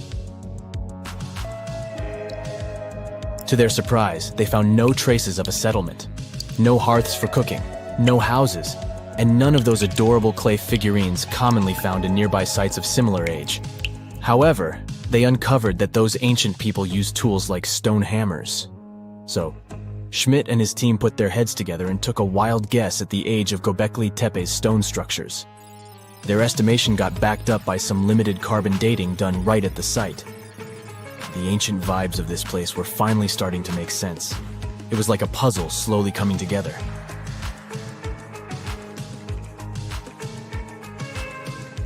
You may think that back then, people didn't have special tools to create something as cool as Göbekli Tepe. Not true. Turns out, these prehistoric folks used flint tools instead of fancy metal chisels. They were also skilled at chipping away softer limestone and crafting pillars right on the spot. Afterward, they carried the pillars a short distance to the summit and placed them upright. Once the stone rings were complete, they covered them with layers of dirt. Over time, they added new rings, and voila! You've got a cool hill to impress people in the future.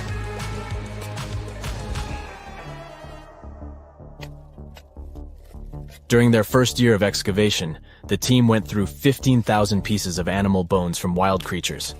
These people didn't have pet animals or grow their own food. They hunted wild animals for their meals. But things were about to change, because the place had everything they needed to start farming. Scientists say they had wild sheep and wild grains that could be domesticated. And guess what? Just 20 miles away, geneticists found evidence of the world's oldest domesticated strains of wheat at a prehistoric village.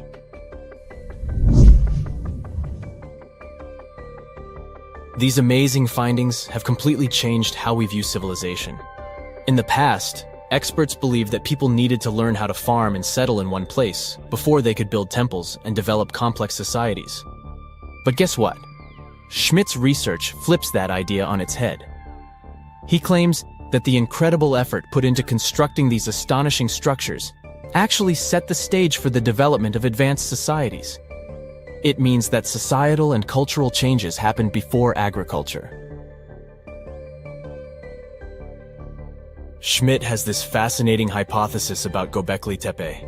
He thinks it could have been a special burial site where people left their loved ones. And here's the twist. The burial site was adorned with fancy statues and symbols representing deities from the spiritual realm. The idea that Göbekli Tepe could have served as a sacred place adds another layer of complexity to the whole story. While the site's true purpose may remain elusive, Schmidt's insights invite us to consider the profound interplay between life and the afterlife, and the deep reverence ancient hunter-gatherer societies may have had for their departed ancestors.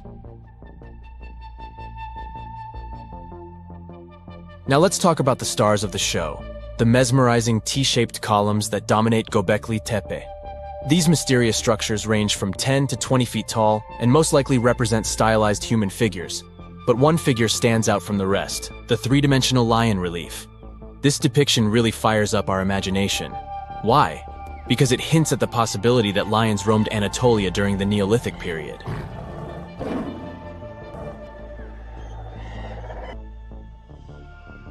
These standing stones are arranged in circles and placed in rectangular pits.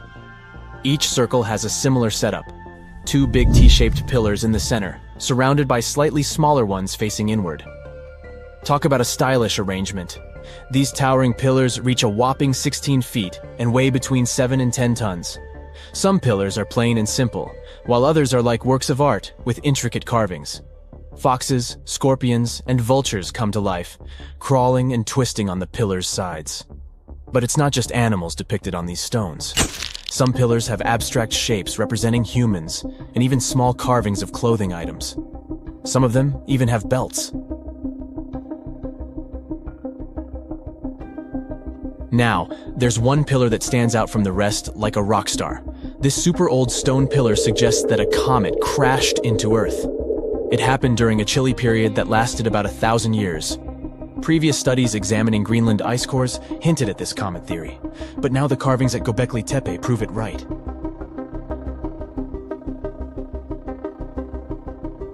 The carvings on the pillars are like a historical comic strip.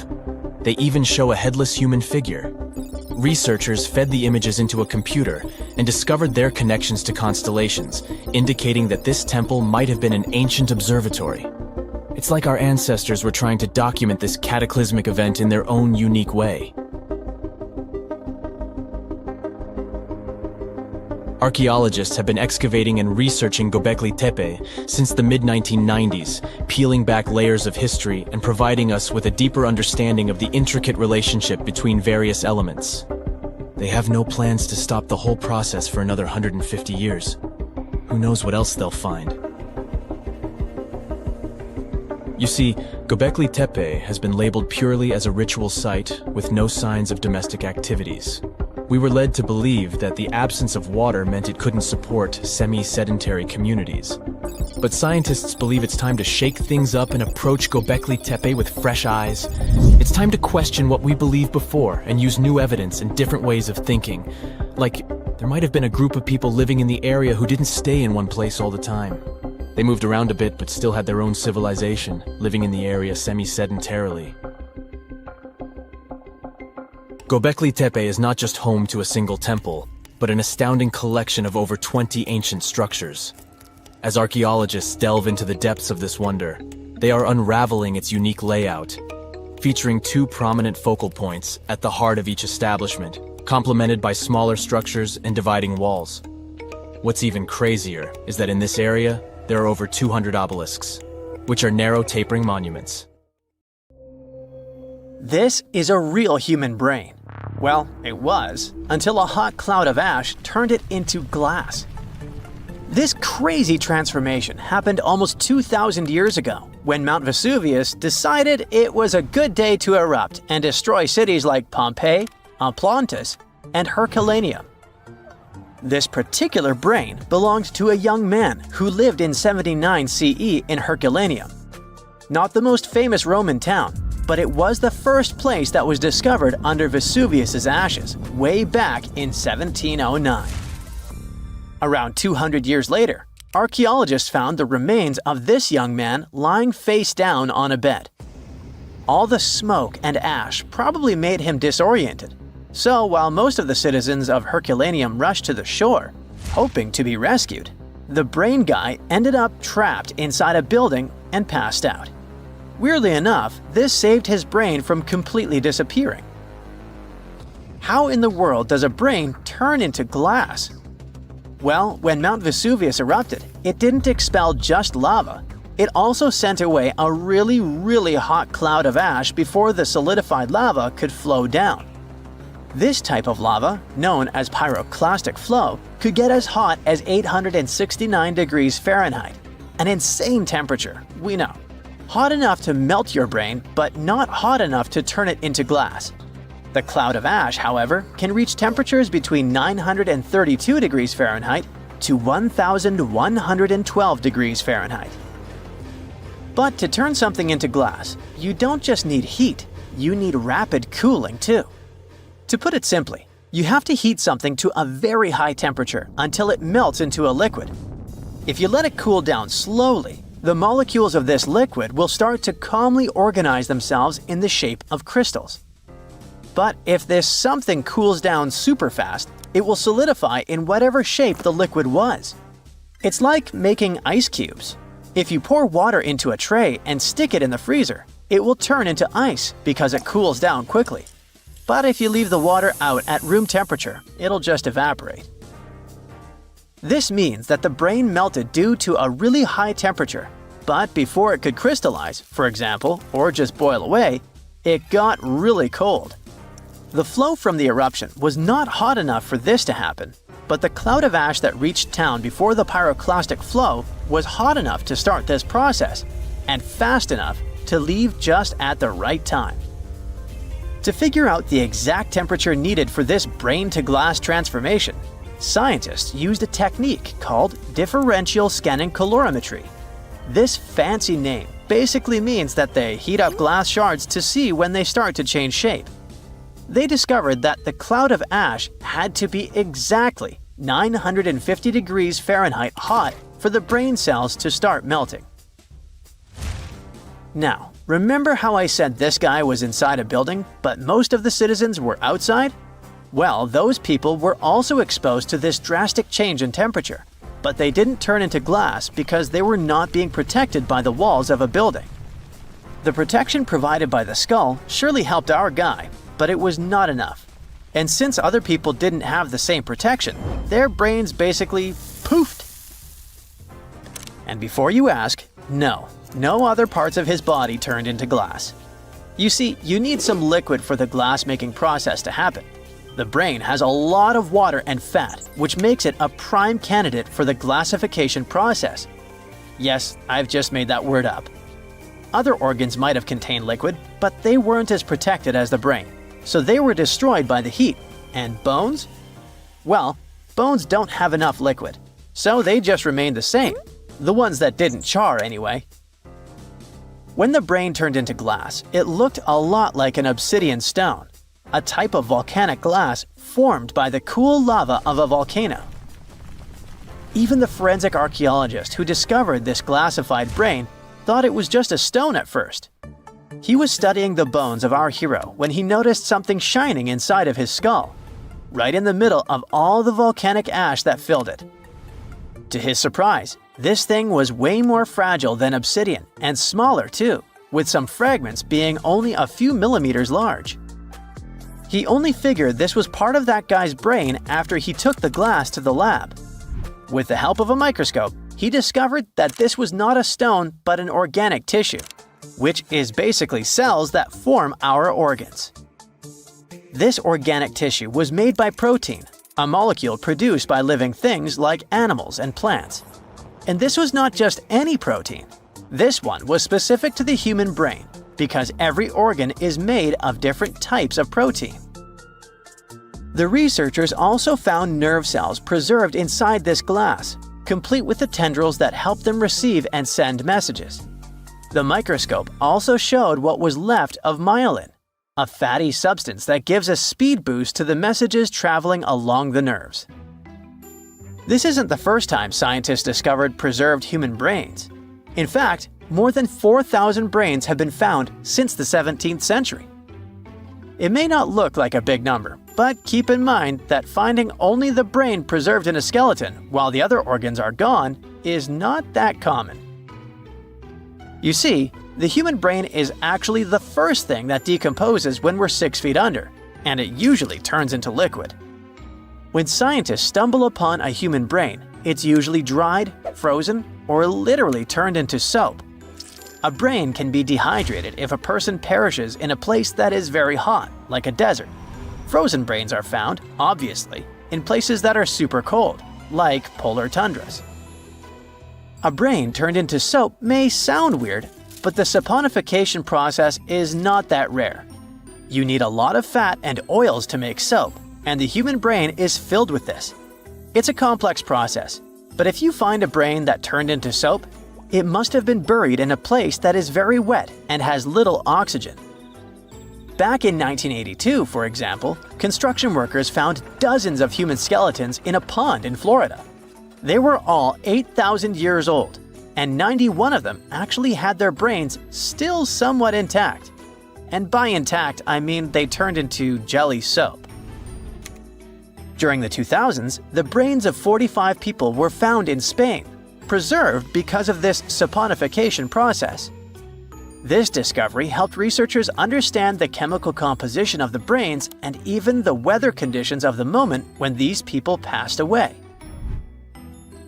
Scientists also discovered two 3,700-year-old brains in Turkey that belonged to a middle-aged man and a teenager that were trying to escape an attack on their city. This time, the brains turned into charcoal because of a super hot fire. And even though their skulls preserved the brains in this state, the heating and cooling process was probably not intense enough to glassify them. But this? It's the first time in history that scientists have found a brain that naturally turned into glass. It's like finding a unicorn, but in a more scientific way. So what does this discovery mean? Well, for starters, it gives us a glimpse into the lives of those who existed such a long time ago. Secondly, it taught scientists an amazing way to preserve the human brain. It also shows just how powerful nature can be. Powerful enough to turn a brain into glass, but delicate enough to preserve it for thousands of years. So, let's give a shout out to the young man who unknowingly contributed to science. He probably had no idea that his brain would one day be the star of a groundbreaking discovery. His tragic end has given us a fascinating peek into the past. A girl, once and beautiful, ended up in a grave with a huge sickle across her neck. There were no signs of violence, no indications of any actual crime. Yet, someone was clearly terrified when they forced her into that grave. So scared that they even placed a padlock on the big toe of her left foot. They wanted her to stay in the tomb once and for all, fearing she might rise and take revenge on them. So, a whole community turned against a young lady who wasn't even over 20 years old, deeming her to be of ultimate danger. Do you see what I'm driving at? Let's test your historical knowledge. Who has been feared throughout human history to such an extent that commoners couldn't shake off that lingering sense of dread, even after their passing? If you say witches, warlocks, and vampires, you'd be completely correct. Just a little hint here. If you can't overpower someone physically, you can do it supernaturally. Well, that's at least what people used to think back in the 17th century. Not only was there a sickle and a padlock, but there were also signs of an attempt to twist the girl's corpse in the grave and turn it face down. This attempt had failed, leaving her spine buckled and twisted. By the way, the padlock wasn't necessarily meant to lock a vampire. It was more likely a talisman against evil spirits. That's a peculiar and, let's face it, very cruel way to bury someone. Yet it was a common practice for creating anti-vampire burial sites. The methods for preventing vampires from rising were quite elaborate. First off, let me introduce a term: anti-vampire graves, known as revenant graves, date back thousands of years and have been found in various locations across Europe. Europe, you heard that right. Now before you say, hey, vampires are a Romanian thing, Dracula, duh, let me convince you otherwise. They are a part of all European folklore, meaning you can find references to them throughout Europe. With new settlements in America, vampire lore spread there too, eventually turning into the Twilight Saga. These anti-vampire burials are characterized by evidence of precautions taken to prevent those who bit the dust from rising. Such measures could include placing large stones on the deceased's legs or even piercing the body with a lance to fix it to the ground. To be completely safe, they could also consider removing the head from the torso. So, burying the body face down, cutting off the head, and pressing the body with a stone were the methods used to keep someone believed to be a demonic being from leaving the grave. Let's return to the poor lady, or rather, the girl. A couple of archaeologists, Dariusz Poliński and his partner, Magna Durodska, who happened to be partners in both crime and life, stumbled upon her grave. Strangely, all of her 206 bones remained untouched. Yet no gravestone, no name, nothing. Just a lonely grave on a hill in northern Poland. Poliński, a professor of archaeology, and Zagrodska began piecing together the story of the woman they eventually named Zosia. Carbon dating suggested she had been about 18 years old and had passed away about 350 years ago during a chaotic time in Poland's history. There is little documentation about this graveyard, which seemed to serve as a resting place for individuals marginalized by the community. Was Zosia a poor girl who had been marginalized because life forced her into the worst situation a lady could face? Not really. As the archaeologists delved deeper, they stumbled upon some hints that indicated she might have hailed from a rich family.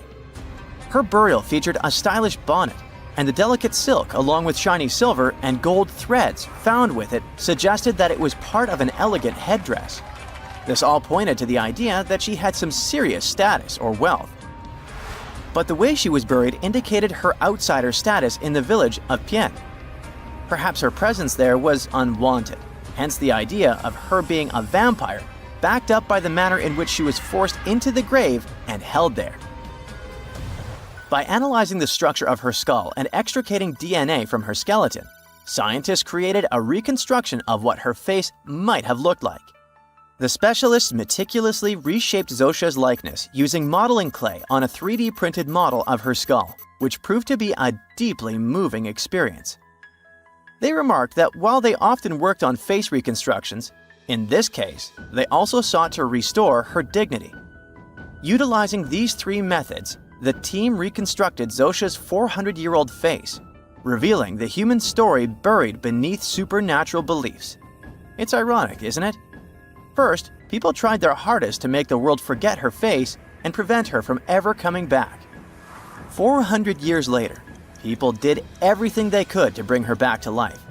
Her picture now is all over the internet, yet we will never see the faces of those who buried her. Alas, this reconstruction project only allows viewers to visually connect with Zosia, but her true story remains a mystery. But what we know for sure is that people who were deemed vampires were badly discriminated against, to say the least. Rumor had it that hungry vampires would even steal people to quench their thirst. Let's use math to prove this rumor wrong and prove that Zosia wasn't one of them. Back in the year 1600, there were only 537 million people worldwide. Yeah, this data may not be very accurate, but it's pretty close to reality. A physicist, Kostas Eftimiou, calculated that if a vampire had been drinking one person's blood each month, humanity would have faced extinction within a few years. Starting with one vampire and a population of 537 million in 1600, this math shows we'd have no humans left by July 1602. But here we are now. Well, while placing a stone on a corpse to make sure the vampire doesn't rise may be something new to you, there are also a bunch of stereotypical things associated with these creatures that you definitely know, such as garlic and mirrors. Funnily enough, even though it's all based on a bunch of superstitions, There's pretty good logic behind the garlic thing. You see, it contains a special compound called allicin, which is a powerful antibiotic. While people back then couldn't know what an antibiotic was, they noticed garlic was pretty effective against various conditions. Since they believed vampires were created by a particular blood condition, they also believed garlic could defeat a vampire. And there's more. There's actually a blood condition called porphyria, which makes people look like real vampires.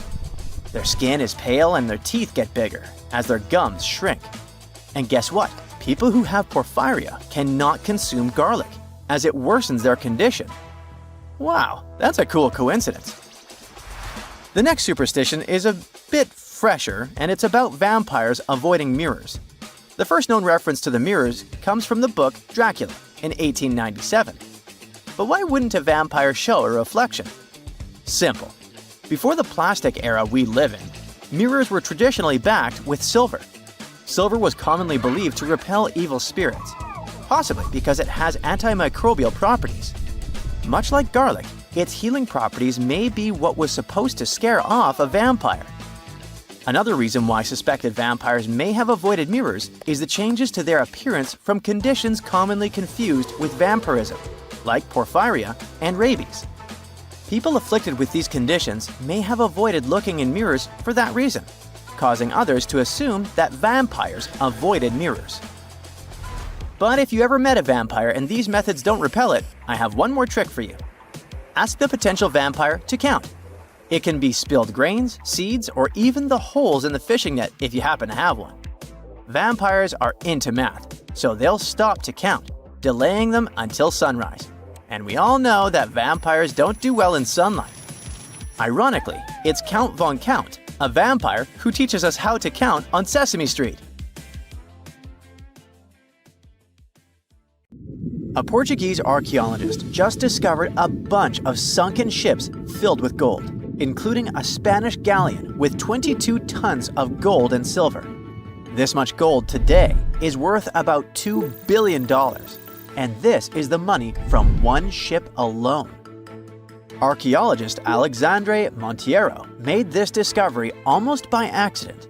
He was studying some documents when he found some information about a ship that went missing in 1615, and he decided he wanted to find it. After many years, Alexandre found not just this specific ship, he actually discovered 8,620 shipwrecks in the waters of Portugal alone. Out of this number, 250 are gold-filled shipwrecks, a discovery that would make any Jack Sparrow shake in his boots. Most of these ships went down for boring reasons like the weather, but sometimes they were destroyed in battles, which may or may not have been super epic. They were carrying gold and other treasures from the New World to Europe, and of course, everyone wanted a share. Alexandre had been studying historical shipwrecks for 30 years now, so he has discovered many ships that went down in somewhat glorious ways. In 1816, for example, a ship of one of the richest men in Portugal sank in Australia, with an insane amount of 66,000 silver coins. This was the first ship from Portugal to ever plunge in the waters of Australia. The bad news is that these ancient sunken vessels, filled with riches and epic stories, are not so easy to reach. They're deep down in the ocean and covered by sand. You could still try, but that would be stealing part of a country's history. And you wouldn't want to be that person, would you? Naturally, Portugal was not the only country that explored the seas back then. The coast of Europe is packed with sunken ships filled with gold. In fact, there are about 1 million historical shipwrecks underwater right now, and the treasures abandoned under the sea might be worth around $60 billion. It's an insane amount of money, but let me tell you that these gold-filled sunken ships aren't really worth the hassle. There are many stories of maritime treasure discoveries that turned into insane lawsuits and even long jail time. Our first story starts in 1746, when a violent storm crashed a ship called Prince de Conti near an island in Brittany. The ship was filled with tea, ceramics, and 100 gold ingots. Of course, the owners of the ship tried to save the loot, but if it's not easy now, imagine how it was back in the 18th century. It took more than 200 years for the vessel to be found. It finally happened in 1975, when a group of French men discovered it and decided to take pretty much every valuable thing they could find. Now, I said these things were not worth the trouble for a reason. In France, if you find anything that can be historical, you must declare it to the local authorities within 48 hours. Fail to comply, and you will be committing something known as a crime. To be fair, our French friends here did declare their findings, but only the corroded cannons from the ship. And the gold? Well, they sold it. Obviously, because each gold bar is worth between $125,000 to $231,000. It took French authorities almost 50 years to retrieve the stolen gold, and they didn't retrieve all of it. Part of it was bought by an elderly couple living in Florida, and the crime is so serious they were charged for connection with money laundering, organized crime, and the trafficking of cultural goods. The poachers also sold some gold ingots to the British Museum collection. Now, let's go back to the 1850s, when a steamer called SS Central America traveled from Panama to California and back again. This was during the Californian Gold Rush, a time when 300,000 people moved to California to dig for gold. Because the travel route was not easy breezy, people needed to carry their gold around on big ships. This is where our friend SS Central America comes in. In 1857, the ship had 578 people on board and about 10 tons of gold. Very few survived, and around $100 to $150 million in gold went down with the ship. All of this explains why in 1988, a group of investors from Columbus decided to finance a research project to find this ship. The research was led by a guy named Tommy Thompson. Tommy was really crazy about the idea of finding this sunken ship filled with gold. It took him years to find the exact location of the SS Central America, especially because the ship was 7,500 feet beneath the surface of the Atlantic Ocean, and retrieving it required a lot of fancy tech. A group of 161 investors paid for his adventure, but it goes without saying that they were not doing this out of love from their hearts. They invested $12.5 million in this project because they were expecting to earn at least 10 times more. But since life is not all sunshine and rainbows, 39 insurance companies sued the research team as soon as they retrieved the gold. Back when the ship was up and running, these companies insured the cargo of the SS Central America, and when the cargo was finally retrieved, more than 100 years later, they wanted to be compensated. They said it was not their job to retrieve it, but that doesn't mean they abandoned it. This crazy talk didn't stick, and 92% of the gold was given to the research team. The plot thickened when the investors were scammed by none other than Tommy Thompson, who fled with $4.16 million. He also had 500 gold coins, but he's not telling a soul where they are. Nonsense like this is the reason why most countries have rules to protect cultural properties. And yes, sometimes shipwrecks can be a cultural property. Obviously, there are many maritime treasure discoveries that happen without breaking any laws. The SS City of Cairo, for example, was a steamship that submerged in 1929 with 2,000 boxes of silver coins weighing 122 tons. A company called Deep Ocean Search retrieved the coins from a depth of 17,000 feet, which is 4,500 feet lower than the Titanic. 34 million pounds went to the UK Treasury, and the Deep Ocean Search also got a share. The good news here is that some of the coins can be bought by collectors, legally. Paying for a treasure is probably the closest you can get to an underwater archaeology find. I know, all I did was destroy your piracy dreams. But while raiding gold-filled shipwrecks may be a crime in most countries, or just financially impossible for us mere mortals, not all hope is lost. There is about $771 trillion worth of gold lying on the ocean floor, and it doesn't have an owner. It's like an underwater gold mine, except the gold is in the water. You know how the water of the ocean is salty? Well, the gold gets mixed with the minerals in the water, so it's not like you stumble upon a gold nugget on the beach. Each liter of ocean water has 13 billionths of a gram of gold, and it's very difficult to extract such tiny particles of gold from the water. But that doesn't mean people haven't tried, and of course, there's been a scam here too. In the 1890s, a guy claimed he had invented a thing that would suck gold from the seawater. When he got enough money, he fled the country with the cash. If you really want to get some gold, you could try to extract it from the Earth's core, which has 1.6 quadrillion tons of gold. There's 16 times more gold in the Earth's core than what humans have mined in the whole of history. No hoax involved here, because nobody has dared to go down there yet. With archaeologists discovering gold-filled sunken ships out and about, maybe we can make our own maritime treasure discoveries, or at least save enough money to buy some silver coins. No man shall ever find my tomb.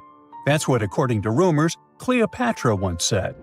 Rumor has it really wasn't about the gender.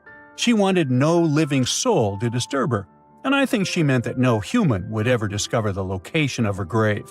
But, surprisingly, it was indeed a woman who was closer than anyone before to finally discovering the Queen's resting place. Meet Kathleen Martinez Berry, a criminal lawyer turned archaeologist. She got so intrigued with Cleopatra's story that she packed her bags and went to Egypt with no official support and even no permission from the authorities. All she had was pure determination to find the Queen's tomb. Now, you could say Kathleen had always been ahead of the game. She skipped grades in school, mastered piano, chess, swimming, and martial arts, and grew up listening to top intellectuals debating in her home. And she even got her law degree at just 19, and archaeology was her side passion. She had never actually been to Egypt, never dug up a single artifact. But her fascination with Cleopatra went all the way back to an argument with her father in 1990. That day, she walked into his library looking for a copy of Antony and Cleopatra by Shakespeare. Her dad, Fausto Martinez, a professor and legal expert, casually called Cleopatra a seductress. Kathleen wasn't having it. She fired back, arguing that history had been totally unfair to Cleopatra. The Romans, she said, wanted to destroy her reputation, and for centuries, people had just believed their version of the story. The debate went on for hours, and in the end, her father admitted maybe he had judged Cleopatra too harshly. That conversation changed everything for Kathleen. From that day on, she read every ancient text she could find, especially Plutarch's account of Cleopatra and Mark Antony. The more she learned, the more convinced she became that Cleopatra wasn't just some queen who fell for the wrong guy. She was a genius, playing a dangerous political game to keep Egypt independent.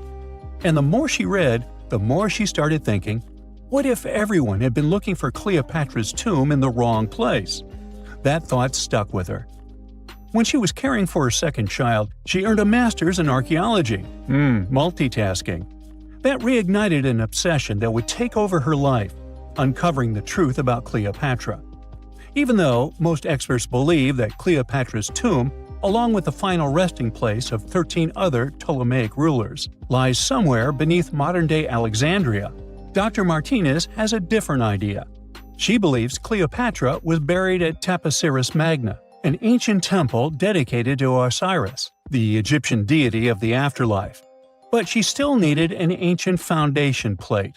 These plates, about the size of a smartphone, were placed beneath important temple structures and often contained inscriptions explaining when and why the temple was built. If she could find a plate that confirmed the temple was dedicated to Isis, Cleopatra's patron deity, she'd have solid proof that this was the right place to look. Nothing could deter Martinez. She excavated the entire temple site, digging deeper than anyone before her. Her team found coins with Cleopatra's name and face stamped on them. It meant Cleopatra had a direct connection to this site. Then, they uncovered something even more interesting: a tunnel used to bring water to people, leading straight from the temple into the Mediterranean Sea. So, if parts of the temple had already sunken into the water, could Cleopatra's tomb be down there too? Martinez needed proof to convince Egyptian authorities to let her search underwater. And, against all odds, she found the missing foundation plate. On it, the pharaoh offered a large area of Nubia to deity Isis. That was it, the confirmation she needed. The temple was indeed dedicated to Isis, proving her theory wasn't just speculation. If one temple was on land, Martinez suspected the second temple, possibly Cleopatra's tomb, had collapsed into the sea. She needed help from experts in underwater archaeology, so she reached out to Robert Ballard, the guy who discovered the Titanic. With support from the Egyptian authorities, she and her team began exploring the waters off the coast of Alexandria. And what they found was mind-blowing. Underwater, they discovered massive stone structures, some standing 6 to 10 feet tall, right where the coastline would have been thousands of years ago. They also found basalt blocks, the same material used in the statues from the first temple. That meant one thing: those weren't just random rocks. They were the remains of a lost city, buried beneath the sea for centuries. Now, we can only wait and see whether Martinez and her team will be able to unravel one of the greatest mysteries of the past left by the outstanding woman that was Cleopatra. Here's some backstory. After her father, Ptolemy VII, passed away, Egypt's throne went to both Ptolemy VIII and Cleopatra, or so it seemed. Cleopatra, just 18 at the time, allegedly married her 10-year-old brother.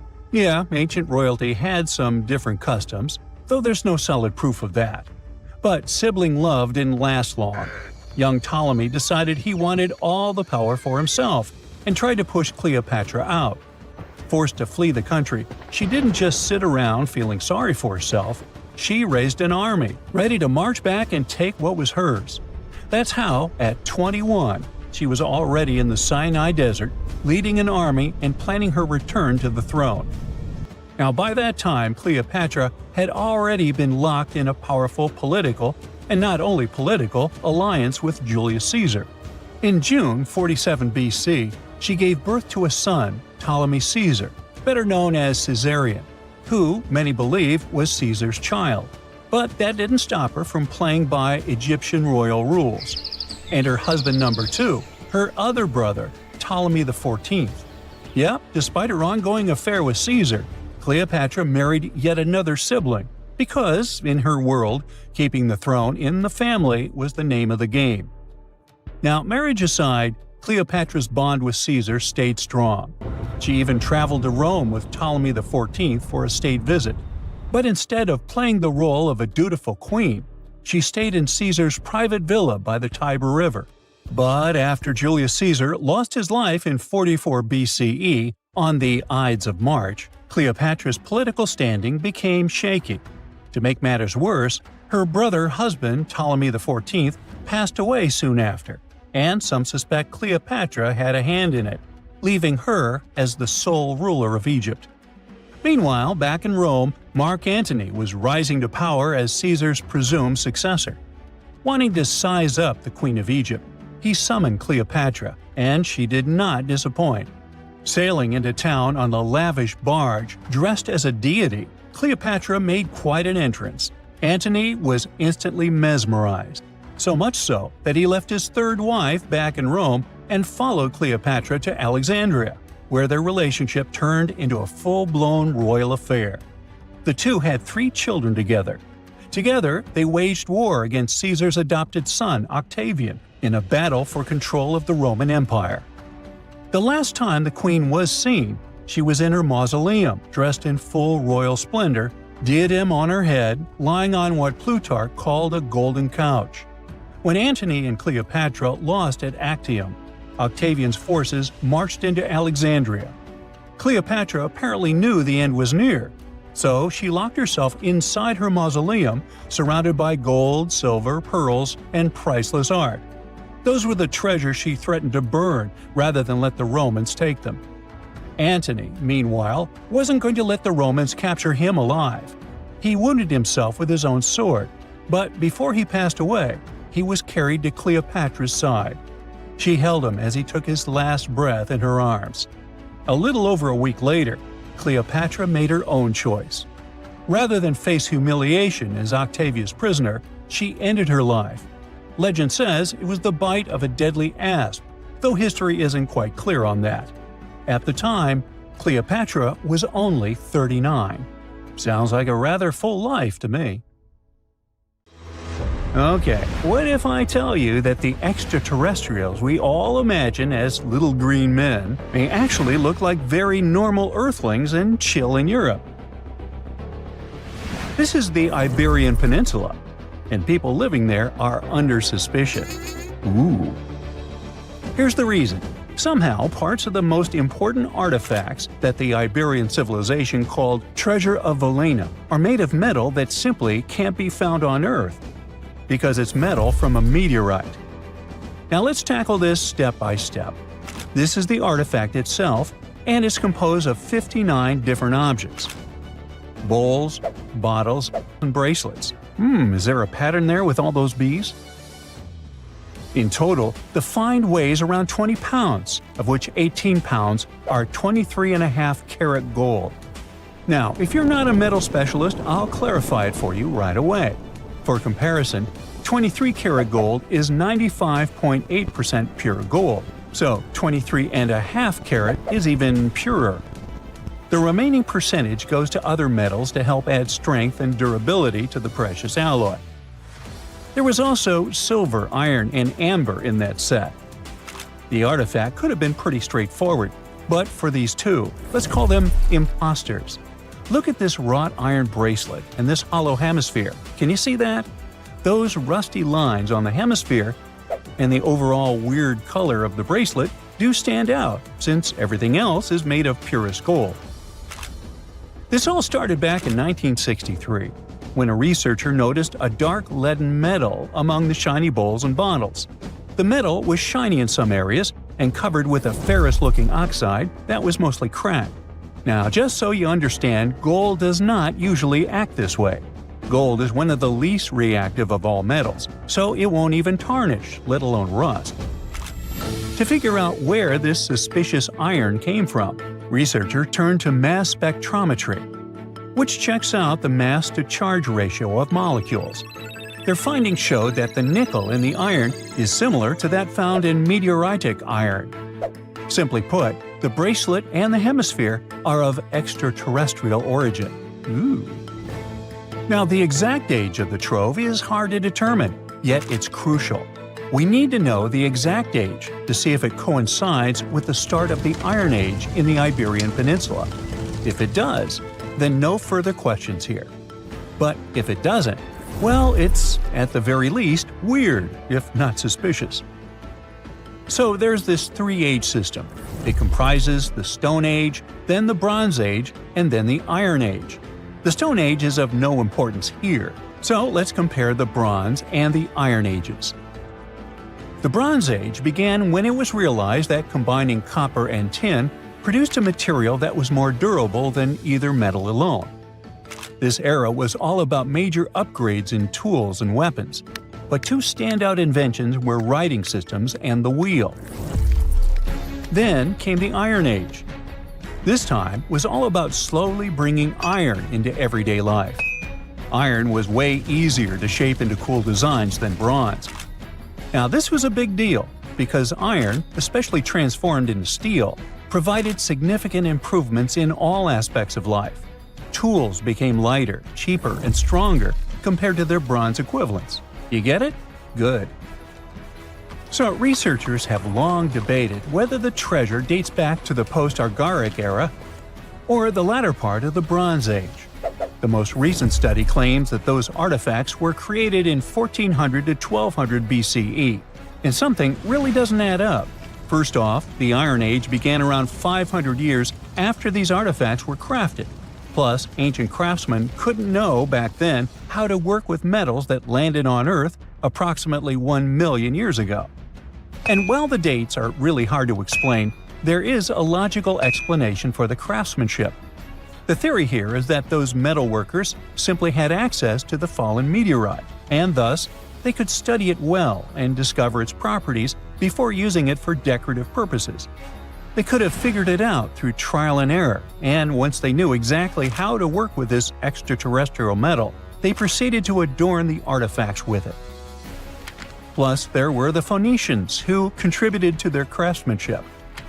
Now, it's true that the Iberian people have been processing metal and making pottery long before the Phoenicians settled on the peninsula. But the arrival of new metalworking techniques and the introduction of the potter's wheel enabled them to produce better quality goods much faster than before. So, we figured out the extraterrestrial origins of the Iberian artifacts. But guess what? This area is still under suspicion. The reason for that is the language they spoke. You see, for most modern languages people use today, there will always be some proto-language. Say for Italian, Spanish, and French, it's Latin, hence their similarities. But wait, Iberian was largely spoken where modern Spain is, so why isn't Spanish similar to it? Well, the truth is, no language today is similar to the Iberian. Maybe only the Basque language, but it's because of some similarities found in their numerical systems. Basque is classified as a language isolate, or simply unrelated to any other known languages, and the only language isolate in Europe. The Iberian language is unclassified.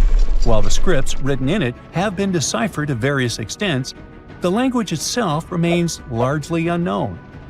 And look at the alphabet the Iberians had. Looks like it doesn't really belong to our planet. But hold up, this one might be a bit of a stretch. When the Phoenicians came to the peninsula, they brought along their alphabet to the Iberians. But honestly, the Iberians probably weren't keen on just copying someone else's writing system, so they tweaked it until it looked completely different. Let's just say they took some inspiration and ran with it. While linguists can guess to some extent how most characters sounded, actually translating the language is still completely impossible. The Iberian language was non-Indo-European and faded away over 2,000 years ago. And there aren't any similar languages left to help us out. Super frustrating, right? Yeah. We got over 2,000 Iberian inscriptions from tombs, coins, potteries, lead plates, and even cave wall carvings. But aside from a handful of words, we're totally in the dark about what they mean. Now, if we could understand their language, we might have learned that they were great thinkers and all, but we can only contemplate the works of art they left. Iberian culture has a lot of amazing stuff made by talented artisans. We're talking about not just metalwork and ceramics, but also detailed sculptures, textiles, jewelry, and other personal bling. But here's the catch. Making all those luxury items depended a lot on a big farming class. At the heart of Iberian society, most folks were involved in farming and taking care of livestock. Depending on where you were, the types of farming varied. For example, up in the north, they were all about growing grains, while down in Valencia, they focused on producing olive oil and other agricultural aspects. In the west, raising animals was the name of the game. Still, we don't have much information about the day-to-day lives of the many people doing this essential work. Yet, on the flip side, we know a lot about the upper class of Iberian society, who control these agricultural resources and hire the artisans. By the 7th century BCE, we start to see a group of Iberian princes who were living the good life, trading with the Phoenicians, and enjoying fancy luxury items. You can spot this elite class in their burial practices. Cremation was the go-to method for funerals among the Iberians, and wealthy individuals were often found in cemeteries with all sorts of lavish goods and funerary sculptures that give us a peek into the fashion and hairstyles of the rich. Interestingly, starting in the 6th century BCE, there was a noticeable drop in the number of recognizable burials, which suggests that these elaborate funeral customs became more exclusive to a small elite. Meanwhile, the fate of the majority, farmers, artisans, soldiers, and laborers, who made up a big chunk of the population, remains a bit of a mystery. It used to be a pretty advanced civilization, but it vanished without a trace. Researchers think it could have been due to some massive earthquake. but so far we don't know for sure. Now, this bad boy was the size of a husky and could maybe pass for one, except it didn't have any fur and was a top predator with extra long, blade-like canine teeth. Ooh, charming. Meet the earliest known saber-toothed animal to have ever lived. It roamed the Earth well before the dinosaurs.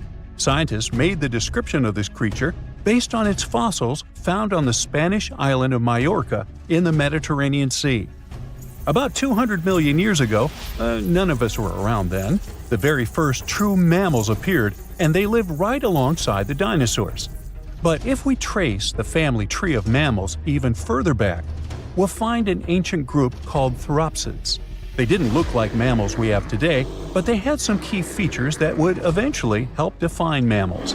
For example, theropsids had special openings on the sides of their skulls for jaw muscles, and parts of their jaw bones would later evolve into the tiny middle ear bones that all mammals, including you, have today. So, the new discovery is what might be the oldest known theropsid fossil. The fossil, which doesn't have an official species name yet, belongs to a group called Gorgonopsians. Those guys are more closely related to mammals than they are to any other living animals. Some of them were as small as cats, and others were as massive as polar bears. Gorgonopsians had some very mammal-like traits, like different types of teeth for different jobs. But unlike mammals, these ancient predators kept replacing their teeth, even their giant saber-like canines, over and over during their lives. Hey, that would be handy. Until now, the oldest Gorgonopsian fossils we knew about were around 265 million years old. But this new fossil is even older, dating back between 270 and 280 million years. The find was super detailed and complete, including its sharp knife-like fangs, part of its jaw, pieces of its spine, ribs, tailbones, and toe bones, plus most of one of its back legs. Even though the creature's skull wasn't complete, the scientists think it was about 7 inches long, and the animal itself would have been around the size of a medium-large dog, weighing between 66 and 88 pounds. But other than that, it didn't really look much like a dog. Even though it had some lizard-like features, calling it a lizard dog is totally wrong. Mammals and reptiles do share a super ancient ancestor from about 320 million years ago, but their evolutionary paths split a long time ago. When the newly found creature was alive, the island of Majorca was right in the middle of the gigantic supercontinent Pangaea. Back then, this area went through super wet and super dry seasons. Scientists have always wondered if major moments in mammal history happened in tropical places like this, but we just didn't have the right fossils to prove it. Now, with the discovery of the oldest known Gorgonopsian in Majorca, the missing pieces of the puzzle are coming together. It looks like some huge steps in mammal evolution could have happened in low-latitude environments we haven't explored much yet. The so-called gap in the fossil record might just be because paleontologists weren't looking in the right spots. Our hero of the day wasn't the only cool guy rocking the planet before dinos settled in. Over 500 million years ago, the weirdest predators to have ever existed ruled the oceans. The name is a bit tricky to pronounce, so I'm not going to. Okay, it's Anomalocaris, but it just literally means unusual shrimp. This creature looked nothing like anything alive today. Scientists think it was the first true apex predator, the orca of its time. Anomalocaris was massive for its era, as it grew up to 3 feet from its sharp grabbing arms to the tips of its tail fins. For a while, everyone thought trilobites were its go-to meal, but new research shows it wasn't strong enough to crack open trilobite armor. So instead, it was a speedy, agile hunter with awesome vision, and it often picked off soft-body animals that zipped through the open water. Now, another really cool creature from pre-dino times is a fish that could walk on land. Tiktaalik lived in marshy rivers that looked a lot like today's Amazon rainforest. It could grow up to 9 feet long, and it found its prey in rivers and inlets like a modern-day freshwater crocodile. It had a flexible neck and even some early versions of lungs. and thanks to them, it could survive both in water and out of it. Why fish like Tiktaalik started moving toward land about 395 million years ago is still a bit of a mystery. Around that time, the ancient supercontinent called Gondwana was drifting closer to the land that would become North America. This slow movement created lots of shallow, swampy habitats, which were perfect places for crocodile-like animals to thrive. Plus, these areas were near the equator, so they were warm and tropical. But there wasn't a lot of food waiting for them on land, so maybe they moved there for safety reasons. There were fewer predators and better spots to lay eggs there compared to the water. Creatures first adapted to living in open water, then shallow water, then marshes and river edges, and only after a long, slow transition did they finally step fully onto land. Now, how about a millipede the size of a small car and weighing as much as a large dog? This beauty lived over 300 million years ago in what is now England. Back then, during the Carboniferous period, Earth's atmosphere had way more oxygen, over 26%, compared to today's 21%. Scientists used to think the high oxygen levels were the only reason these creatures could get so big. But back then, they found a new fossil from a time when oxygen wasn't that much higher than today. They discovered it purely by accident, when a boulder split just right and revealed one of the most complete and largest giant millipede specimens ever. This one could have lived not just in swampy areas, but also in open woodlands filled with tasty seeds, nuts, and maybe even small animals. There's a chance that this beast wasn't a slow, plant-munching crawler, but a predator that would snap up whatever it could find. After dominating the Earth for about 45 million years, the giant millipedes eventually vanished. Probably the reptiles pushed them out, clearing the way for the age of the dinosaurs. Now, in case you ever wondered what would happen if you crossed a polar bear with a saber-toothed cat, here's the answer. This guy ruled the southern ecosystems after migrating 7,000 miles across the supercontinent Pangaea around 252 million years ago. It had a tough skin like a rhino's and massive canines, perfect for tearing away huge chunks of meat, and it was an excellent runner. Once it got to its new home in what is now South Africa, it replaced a whole group of local predators. But its glory didn't last long, as closer to the end of the Permian period, massive volcanic eruptions made the weather patterns change and wiped out about 90% of all species.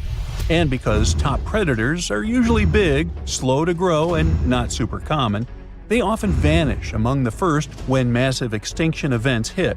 And that's how our guy here went extinct. Our final creature of the day was a dragonfly that lived around 300 million years ago and had a wingspan of over 2 feet, 6 long, spiny legs, and huge, bulging eyes, Meganjura. This 4-winged giant is most likely the largest flying insect that ever lived, and it easily outsizes today's dragonflies, which are its distant relatives. Like modern dragonflies, Meganjura like to hang out in open areas near ponds and slow-moving streams. But unlike today's dragonflies, it wasn't just catching tiny bugs. This guy was likely the top predator in these open spaces. It used the spines on its legs like a flying trap to snatch prey out of the air, including other flying insects, small amphibians, and even lizard-like creatures. Scientists found the first fossils of Meganjura in 1880 in the coal-rich rocks in France. The fossils were incredibly well preserved and showed off the detailed vein patterns in their wings.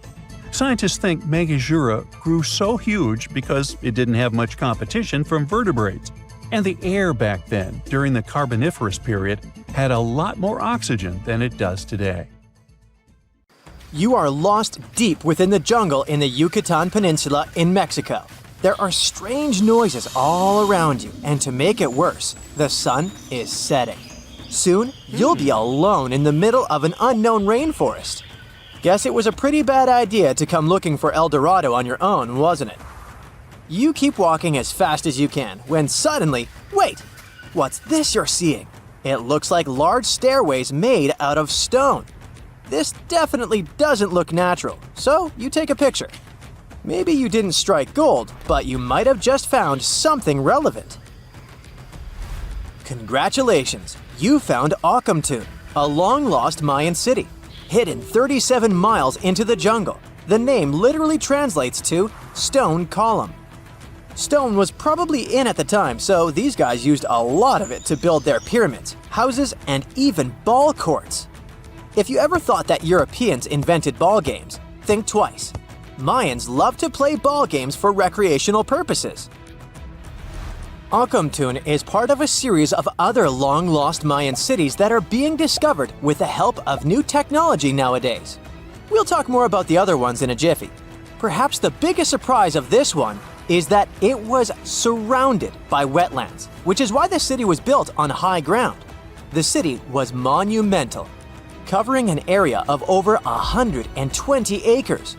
That would be as big as 90 football fields right next to each other. Scientists have found proof that Akhumtun had pyramids of up to 49 feet high, and that it was likely an important social hub between 250 and 1000 CE. This is definitely a game changer. But lost Mayan cities began to be unearthed in the 19th century. Modern technologies, such as LiDAR imaging, help archaeologists see through dense canopies of the forests. This means that people don't really have to risk getting lost in the tropical jungle like you did at the beginning of this video. LiDAR works sort of like an X-ray. It sends out laser beams that can detect any signs of ruins or ancient constructions. According to space archaeologist Sarah Parchak, satellite imagery has been a key player in discovering ancient cities in South America, Egypt, and other places. Sarah herself spends most of her days scouring images for any signs of where there could have been cities long ago. She says that more often than not, what happens is that ruins are covered by vegetation, soil, or sand, which makes them super tricky to find. But thanks to these awesome tools, scientists also made the huge discovery of ancient Mayan causeways, which spread throughout old Mayan territories. I mean, take a look at these roadways. You'd expect to see ruins like this in places such as Portugal, England, or the United States.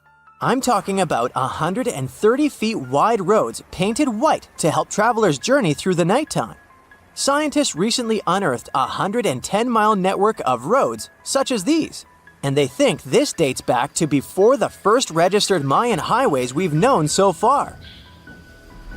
These roadways, which sometimes ran over the swampy ground and were even elevated at times, are being called the world's first superhighways. Even if there is no registry of animal-powered vehicles, it's believed that the Maya used them to travel around a network of possible 964 settlements. They were built like a huge spiderweb, and from what archaeologists have gathered, this huge system of roads worked to connect a big system of economic and social interactions between Mayan cities.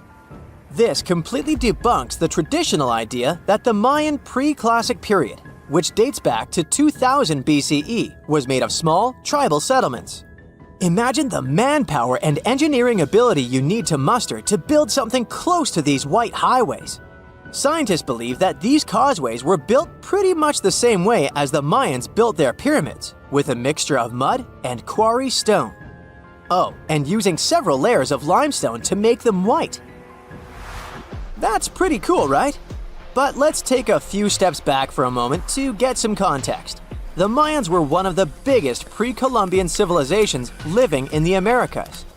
Until now, experts believe that at its apex, the Mayan civilization consisted of over 40 cities, with a population of millions of people. That's a lot of folks.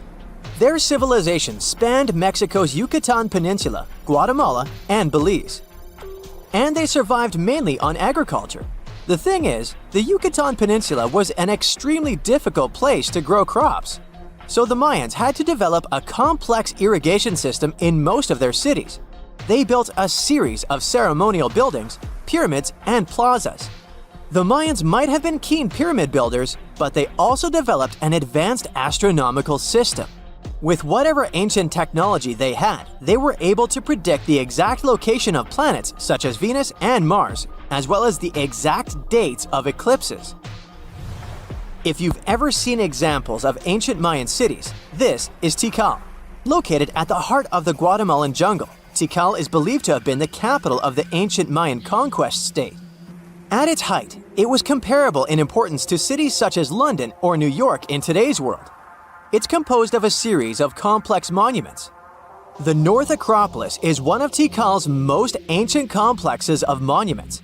Built solely by human hands around 350 BCE, it served as the resting place of kings and chiefs. Its monuments are up to 200 feet high. Back in the day, the step pyramid temples were painted a beautiful red. Mayans loved that color. Today, of course, you'll only see the limestone. Then there's Chichen Itza. It's got one of the best preserved pyramids on Earth to date. Located in Mexico's Yucatan state, this Mayan city is well over 1,500 years old. At its peak, it was home to 35,000 people. The site covers 4 square miles of land. The highlight is El Castillo, a tremendous step-like temple standing 80 feet above ground. Its most peculiar feature is that it has 91 steps up each of its 4 sides, including the upper platform, which makes for 365 steps, the same number of days as the solar year. You can see that these folks were a pretty big deal, huh? That's why nobody can really understand what happened to them. There's a big lack of evidence on the decline of this almighty empire. What could have been the cause of their demise? Was it a drought? New research in 2017 did bring some new discoveries into the mix. Using data from a site at Ceibal, located at southwest of Tikal, scientists analyzed radiocarbon data from ceramics and archaeological excavations to extract new information about the unexpected demise of this great civilization. The information shows that instead of a sudden collapse, the Mayans most likely fell in waves of social instability and political crises. These events are believed to have deteriorated Mayan city centers and began causing the dispersion of the Mayan population. It's hard to pinpoint the exact causes, though. But hey, recent discoveries are shedding a big light on humanity's past. Not only about the Mayan Empire, but about other long-lost civilizations of South America. A major recent discovery in Brazil was done using satellite imaging technology and is also shocking scientists. Some images from near the Xingu River, also in the Amazon, suggest that cities of millions of people might have existed inside the jungle, way before our modern civilization ever existed. I mean, if this doesn't shock you, I don't know what will. Satellite imagery also detected a network of trenches dating back to 200 and 1200 CE in the Bolivian Amazon forest. These proofs suggest settlements that could have supported around 60,000 people right in the middle of the Amazon forest. When researchers from the University of Florida went on ground to check the satellite information, they were shocked to find several mounds that were accompanied by ditches and geoglyphs. Archaeologists also found remnants of carefully designed walls centered around plazas, much like the type of construction done by the ancient Mayans. Archaeologists recently found something fascinating from a forgotten Maya kingdom, a tomb hidden in a collapsing pyramid. Inside, there was a king buried for 1,700 years, a jade mask that looks almost human, but not quite. And all this thanks to the looters who missed it by just 6 feet. They stumbled upon it in 2022 in the dense jungles near the border of Guatemala, Mexico, and Belize. In Mayan times, this little place used to be called Xochitlam. It's a lost city, half swallowed by jungle. This place meant pretty much nothing compared to other big Mayan cities, like Tikal or Teotihuacan, or so we thought. The team found a tomb of a Mayan ruler. The artifacts, the names of kings, all this revealed that Xochitlam wasn't just some tiny village. It was a pretty important place for that culture. And what they found inside that tomb may rival the treasures of any Maya metropolis. The tomb's ceiling had collapsed long ago, but the offerings were still inside and remained intact even after centuries. They recovered over 16 spondylus shells. These things were used by the ancient elite for power and rituals. That meant that whoever the tomb was related to, it was someone wealthy, of high status, who got themselves a ceremonial burial. Archaeologists also found carved femur bones. They were etched with hieroglyphs and names. Maya literally wrote their history in human remains. Researchers want to dive super deep and get a DNA analysis on the bones. Maybe that will help uncover familial ties, origins, or health problems these people might have faced. And most important of all, the mosaic jade mask. It was pieced together from luminous green tiles into an expression that feels almost human, almost alive. A lot of people were joking that it's just like Jim Carrey's mask in the famous movie. But it wasn't a magical artifact. That was the face of a forgotten Maya king, staring out at us after 1,700 years of silence. His name was etched into the femur bones, Itzam Kokaj Balam. Historians think this might be the ruler who reigned around 350 BCE. Unfortunately, this period is super underdocumented. We barely know anything about those times, but it looks like he was pretty important to the locals. One of the bones even showed a carved figure holding a deity's severed head. The deity's head looks exactly like the jade mask. Perhaps this was supposed to be the king himself, defeating some mythological villain. Other inscriptions mention the king's father and grandfather. That links Xochitlam to the mighty Maya capitals we mentioned, Tikal and Teotihuacan. Tikal was once the beating heart of the Maya world. It was a fascinating megapolis. A city rose from the Guatemalan lowlands with towering step pyramids that scraped the sky. That place was home to tens of thousands of people. It was also a hub of art, astronomy, and culture. The rulers were worshipped almost as living deities. Their deeds were carved into stelae that still stand amid the howler monkeys. Teotihuacan was located even further north. Now that was a mystery of another kind. It wasn't really Mayan, but rather Central Mexican. But still, that was a true metropolis, one of the largest cities in the world during its time. It was most famous for its Avenue of the Dead and colossal structures like the Pyramid of the Sun. It was a rich cultural center that had a worldwide influence. For centuries, both Tikal and Teotihuacan seemed to have completely different cultures. Tikal was a flourishing city-state where people loved reading, astronomy, and beautiful architecture. Teotihuacan was a titanic militaristic superpower. Two big centers of Mexico, separated by 600 miles of jungle and mountains. Compared to these imperial capitals, Xochitlam was a whisper. But it looked like this Itzam guy from the tomb wasn't just a ruler of a random village. He seemed to have political ties in ancient Mesoamerica. The craziest part is that we almost lost this piece of history, all because of the looters. At some point in the past, grave robbers had tunneled dangerously close. They stopped digging just 6.5 feet away from the tomb. That's just like in that meme with the diamonds. Sometimes you stop digging right before you hit it big. But in our case, thank heavens they didn't get there first. That's how close we came to losing a piece of history. In an almost poetic irony, it was the looters' tunnels themselves that led Estrada Belli's team to the site. Archaeologists have been looking around and using the so-called LiDAR technology. That's basically laser beams shot from high above, which help them map the spot. It's like taking X-rays of the jungle floor. And that's when they found the little signs of intrusion. They quickly realized that if someone was digging here, they were probably looking for something important. Without the failing looters, they might have walked past a discovery. In any case, archaeologists want to keep searching. They might even find more chambers buried inside the abandoned pyramid. We just keep finding mysterious things related to the Maya. Recently, buried deep within the ruins of Tikal, archaeologists found a house, and in that house, a limestone altar. It was covered in vibrant murals of red, yellow, and black.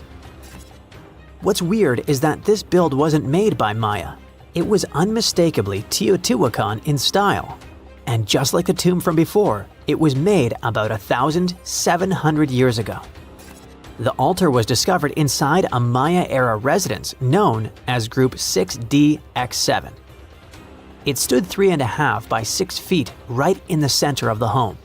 That was very typical for Teotihuacan traditions. It bore a mural of the storm god that was also a central deity in the Teotihuacan pantheon. But this altar depicted no kings and no rulers. That's very weird. As we said, Maya worshipped and honored their dynasties and political power, putting them pretty much everywhere, like some merch. But instead, this altar worshipped the deities alone, and it did so in the heart of Maya's main capital, Tikal. When archaeologists dived deeper, they saw it as unmistakable proof that Teotihuacanos not only came to Tikal, they thrived there. This house wasn't some trade outpost, people actually lived in it.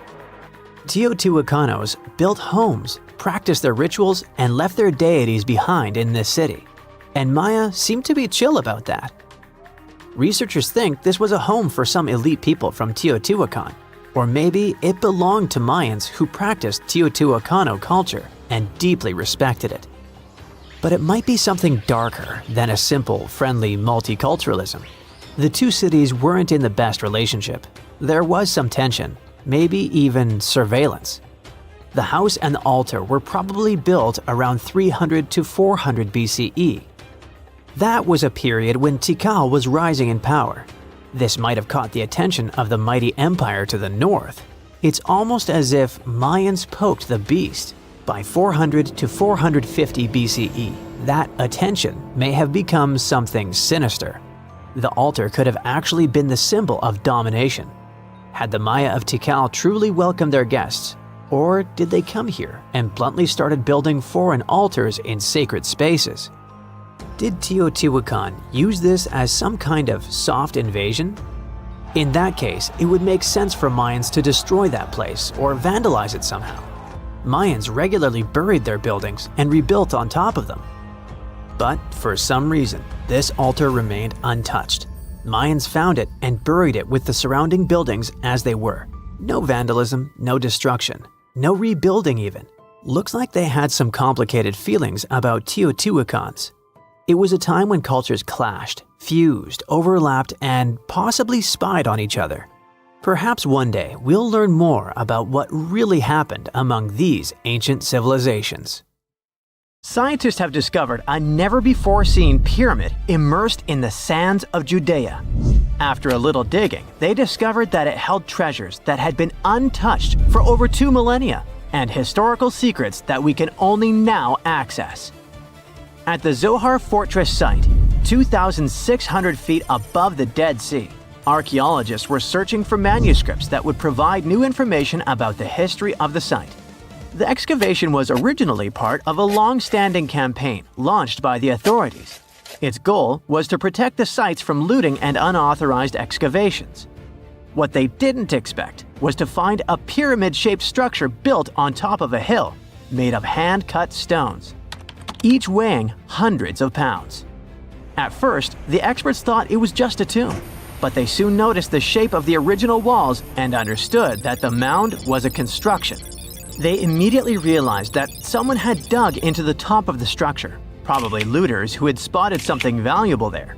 Luckily, most of the structure was still buried in sand, so the most valuable finds were hidden from sight. In the first week of excavation, volunteers found fragments of papyrus, bronze vases, and even ancient furniture, which were exceptionally well preserved. The desert climate had been a great ally in preserving those artifacts over the millennia.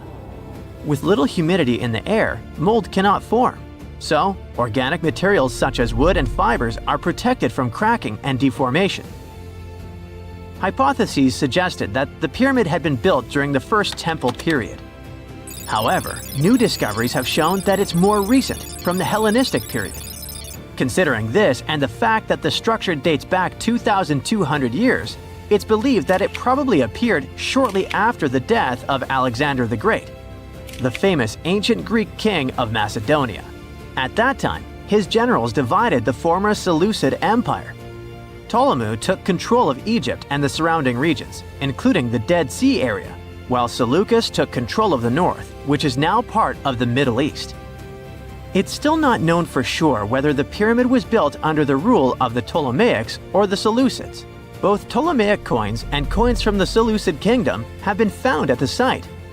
Even so, many scholars believe it was built when the region was under Ptolemaic control. Evidence also suggests that the building, despite its longevity, collapsed at some point. But that's not why it was abandoned by the ancient Egyptians, which begs the question of what purpose it was built for. Some believe it was used as a tomb due to its picturesque location on top of a hill. Others believed it may have served as a historical monument. However, one of the strongest theories is that the pyramid was a guard tower, protecting an important trade route along which salt and bitumen resources from the Dead Sea were transported to coastal ports. They also believe it may have been used by Ptolemaic officials to collect taxes from travelers. It would be something equivalent to our modern-day toll booths, or even port inspection agencies. Although the contents of the papyrus documents remain a mystery, it seems very likely they were written using the Greek alphabet, and some experts believe that they may have been tax documents, which would make perfect sense, given the theory that the pyramid was a guard tower. The team calls it a fascinating historical mystery that the dig is helping to unravel, but the find is just a grain of sand in an entire desert. The dig is part of a larger project that's been going on for a long time. And in the last 8 years alone, it has scanned 111 miles of desert cliffs and identified approximately 900 caves within that radius. Using rappelling equipment, advanced technology, and specialized documentation methods, archaeologists discovered thousands of rare items, such as hidden scrolls, woodworking tools, carpets, leather goods, and even treasures. For them, the Judean desert is an ancient vault just waiting to be opened to reveal its secrets. A few years before they found the mysterious pyramid, they discovered a cave that had served as a refuge for Jewish rebels almost 1900 years ago. The site was about 262 feet from the top of a cliff, and because of its difficult access, it hadn't been explored yet. Inside, they found previously unpublished fragments of the Dead Sea Scrolls that contained religious passages written in Greek. 11 lines of text were reconstructed thanks to the good condition of the papyri. So, scientists were able to identify their etymological content. Probably the best thing, there was no problem with preservation. Thanks to the dry and hot conditions of the desert, the artifacts were in impeccable condition. And there were other historical treasures there. The teams found rare coins, a partially mummified skeleton over 6,000 years old, with skin, tendons, and even strands of hair. There was also a giant basket made of plant fibers, considered the oldest in the world, more than 10,000 years old. With a capacity of up to 26 gallons, it was made about 1,000 years before the invention of ceramics. Speaking of historical treasures, there's another one that has caught the attention of the scientific community. A small piece of fabric that is around 3,800 years old. But it's more than just simple fabric. Dyed with the rare scarlet paint mentioned many times in ancient religious texts, this find is the oldest known evidence of fabric painted with a dye made from insects known as scarlet worms. This is where the intense red hue comes from. It was a highly valued color, like royal blue and purple, because those insects lived in oak trees and could only be harvested for a short period during the year. So, those dyes were reserved for sacred fabrics, such as priests' clothes, marking status and religious importance. And although this discovery had great significance for archaeology, its size was actually tiny, measuring less than 1 inch. The fragment was discovered in 2016 during excavations in the so-called Cave of Skulls, but it's not known exactly how this fabric got there.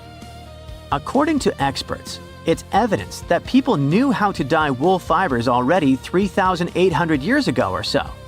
It also provides us with proof that the ancient textile industry already used animals at about the same time people began to create written sources. Fabrics painted using this type of dye were recorded in more recent periods. But what makes this piece really special is the fact that it is much older than any other.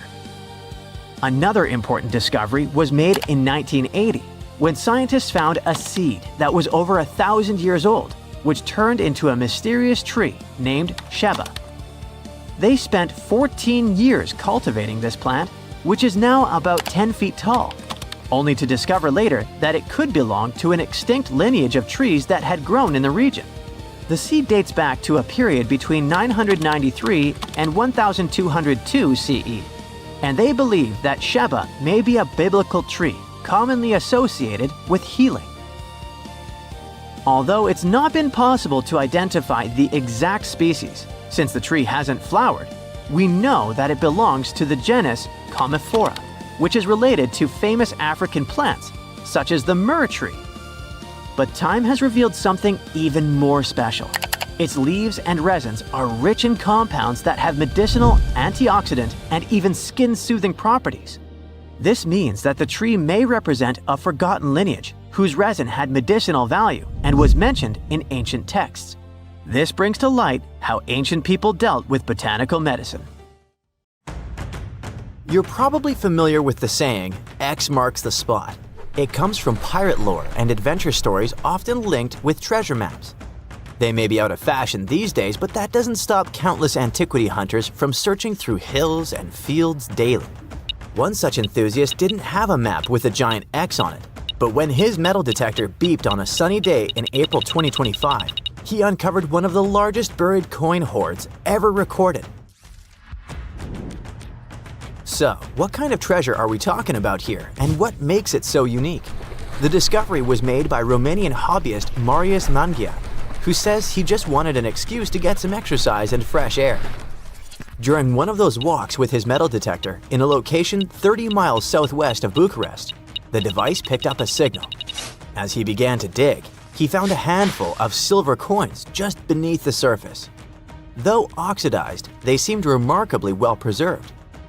Oxidation happens when metal reacts with air or moisture over time, causing it to change color, darken, or develop a crusty surface.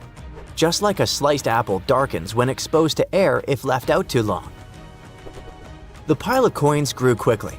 Soon, it was obvious they were all packed into a ceramic jar. The final count was nearly 1,500 silver denarii, Roman coins likely buried around 1,700 years ago. However, these denarii date from the reigns of emperors Nero to Marcus Aurelius, covering over a century during the Roman imperial period, which means they're almost 2,000 years old. The presence of coins from multiple emperors suggests that the wealth was accumulated over many years. The Roman money system had a bunch of different coin types, so finding only silver denarii in the stash is a bit odd. It would be like burying $15,000 in cash, but all of it $10 bills. It could mean that the original owner was a trader. Maybe he was hiding his profits during dangerous times. Perhaps it was simply someone's life savings. Depending on the emperor and the period, the value of denarius fluctuated quite a bit. So 1,500 denarii could have been either a comfortable retirement fund or not nearly enough. In the 1st century, one silver denarius could get you 12 loaves of bread, and if you have 5 of them, you could buy an amphora full of wine. An amphora was a large 2-handled ceramic jar used to store and transport wine, oil, or grain, and it seems to be the type of vessel in which this treasure was buried. Though amphorae were made in many different shapes and sizes, the Romans eventually standardized them as a unit of measurement, with one amphora being roughly equal to 7 gallons of liquid. The spot where the jar was buried wasn't tampered with. This might indicate that the hoard remained undetected all this time, but the amphora had already been broken when it was found. But why would it be broken, and what could that mean? While the exact cause of the breakage has not been explained yet, archaeologists say it may have been broken on purpose as part of a protective ritual before burial. In some ancient cultures, ritual vessels were deliberately damaged as a symbolic act. Maybe it means the jar had done its job, either as an offering to the gods or to keep someone from stealing it. You can have my silver, but I'm not giving you my precious jar. However, such rituals were not common in Roman culture, so it's a mystery for now. Perhaps it broke because the jar contained silver while being exposed to 2 millennia of soil pressure, freeze-thaw cycles, root growth, or a blind mole rat trying to find its way around. Although the amphora and its silver are now being preserved and examined by experts, their discoverer almost ended up unrewarded. After finding the hoard, he had to notify the police so they could secure the site. However, he was under pressure because in Romania, you have 72 hours to report any significant historical find. Unfortunately for Mr. Mangiak, he ran into a problem since it was a holiday and the offices he needed to contact were closed. He spent the following 2 days meticulously photographing every single coin before finally being able to present his findings to the authorities. While the exact amount of prize Mr. Mangiak might receive isn't publicly known, Romanian law typically awards 45% of a discovery's appraised value to the finder. Not a bad outcome for what started as a casual walk with a metal detector. Meanwhile, the site itself had been declared an archaeological zone, and any future digging will be done under expert supervision, which means that this story might have a follow-up one day. But for now, let's focus on what makes metal detectors beep and see if there are more hidden troves to be found around the world. Today, most hobby-grade detectors rely on something called VLF technology, where VLF stands for very low frequency. When you sweep the detector over the ground, its coil sends out an invisible magnetic field. If something metallic is within that field, for example a nail, a discarded wedding ring, or ancient Roman silver, it bounces back a signal. The device picks that up and beeps to let you know something's there. The stronger the signal, the closer or bigger the object probably is. Basically, it's using electromagnetic induction to make buried metal respond, like calling into a cave and listening for the echo coming back at you. Fun fact, bats use a similar principle to detect what's in their environment, but with sound. It's called echolocation. If you yell in a cave and disturb a bat, it might send out high-pitched clicks that bounce off objects and return as echoes, helping them pinpoint everything around them. Doesn't matter if it's a tiny insect or a pesky human in complete darkness. Metal detectors use magnetic waves. Bats use squeaks and echoes. Now, if all this got you curious about grabbing a detector yourself, what are some major locations to consider? Mr. Mangiak simply went for a walk, but for many, it's a rewarding hobby that helps history and also pays off well. And not just in Romania, but all over the world. In the UK, regions like Norfolk, Suffolk, and Lincolnshire have become hotspots where enthusiasts regularly uncover Roman coins, Viking relics, and medieval artifacts. During the Iron Age, burying valuables was a common practice. Some researchers think it was done as a way of storing valuables. Others think it was part of a ritual. But either way, many of those hoards could still be there. France also has plenty of stuff hidden beneath the ground, including ancient Roman and Gallic treasures.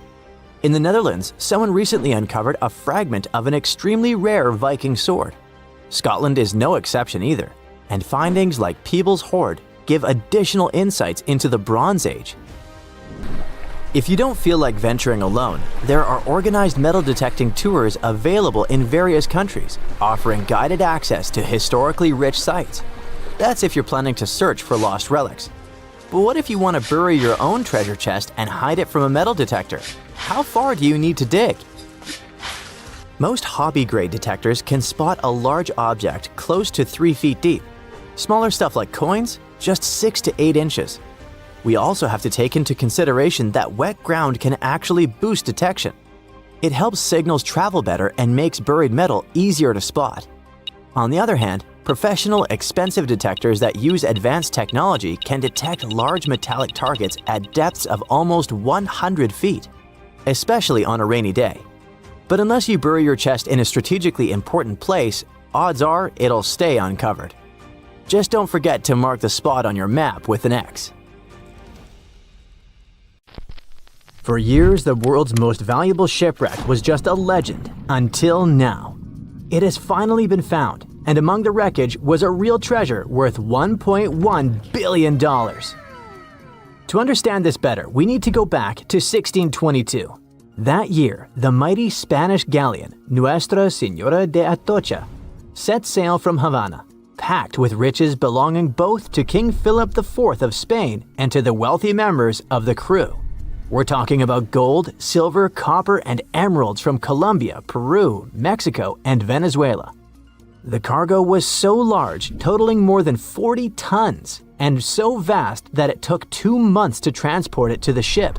The ship was also packed with people. There were 265 people on board. At first, everything went well, but then came the Florida Straits and trouble.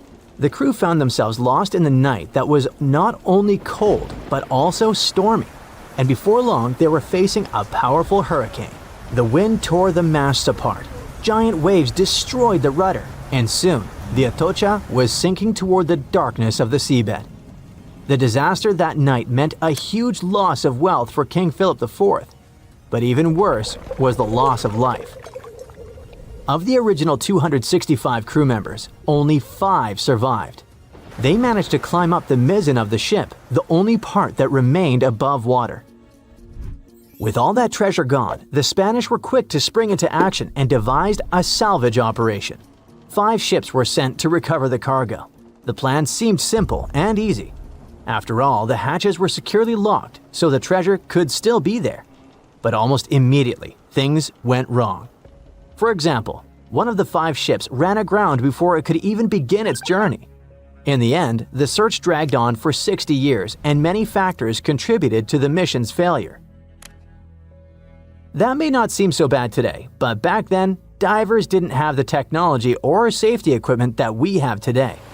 Exploring the seabed was risky, and more often than not, it led nowhere. While searching for the Atocha, the rescuers found traces of another vessel, the Santa Margarita, the Atocha's sister ship. Another hurricane passed through the region a month after the sinking. The seabed became a jigsaw puzzle with pieces of the ship scattered everywhere. The rescue mission became almost impossible. Over time, the Spanish managed to recover part of the Santa Margarita's cargo, but Atocha's treasure seemed lost forever. Even so, no one forgot that story. Then in 1969, more than 300 years after the sinking, everything began to change.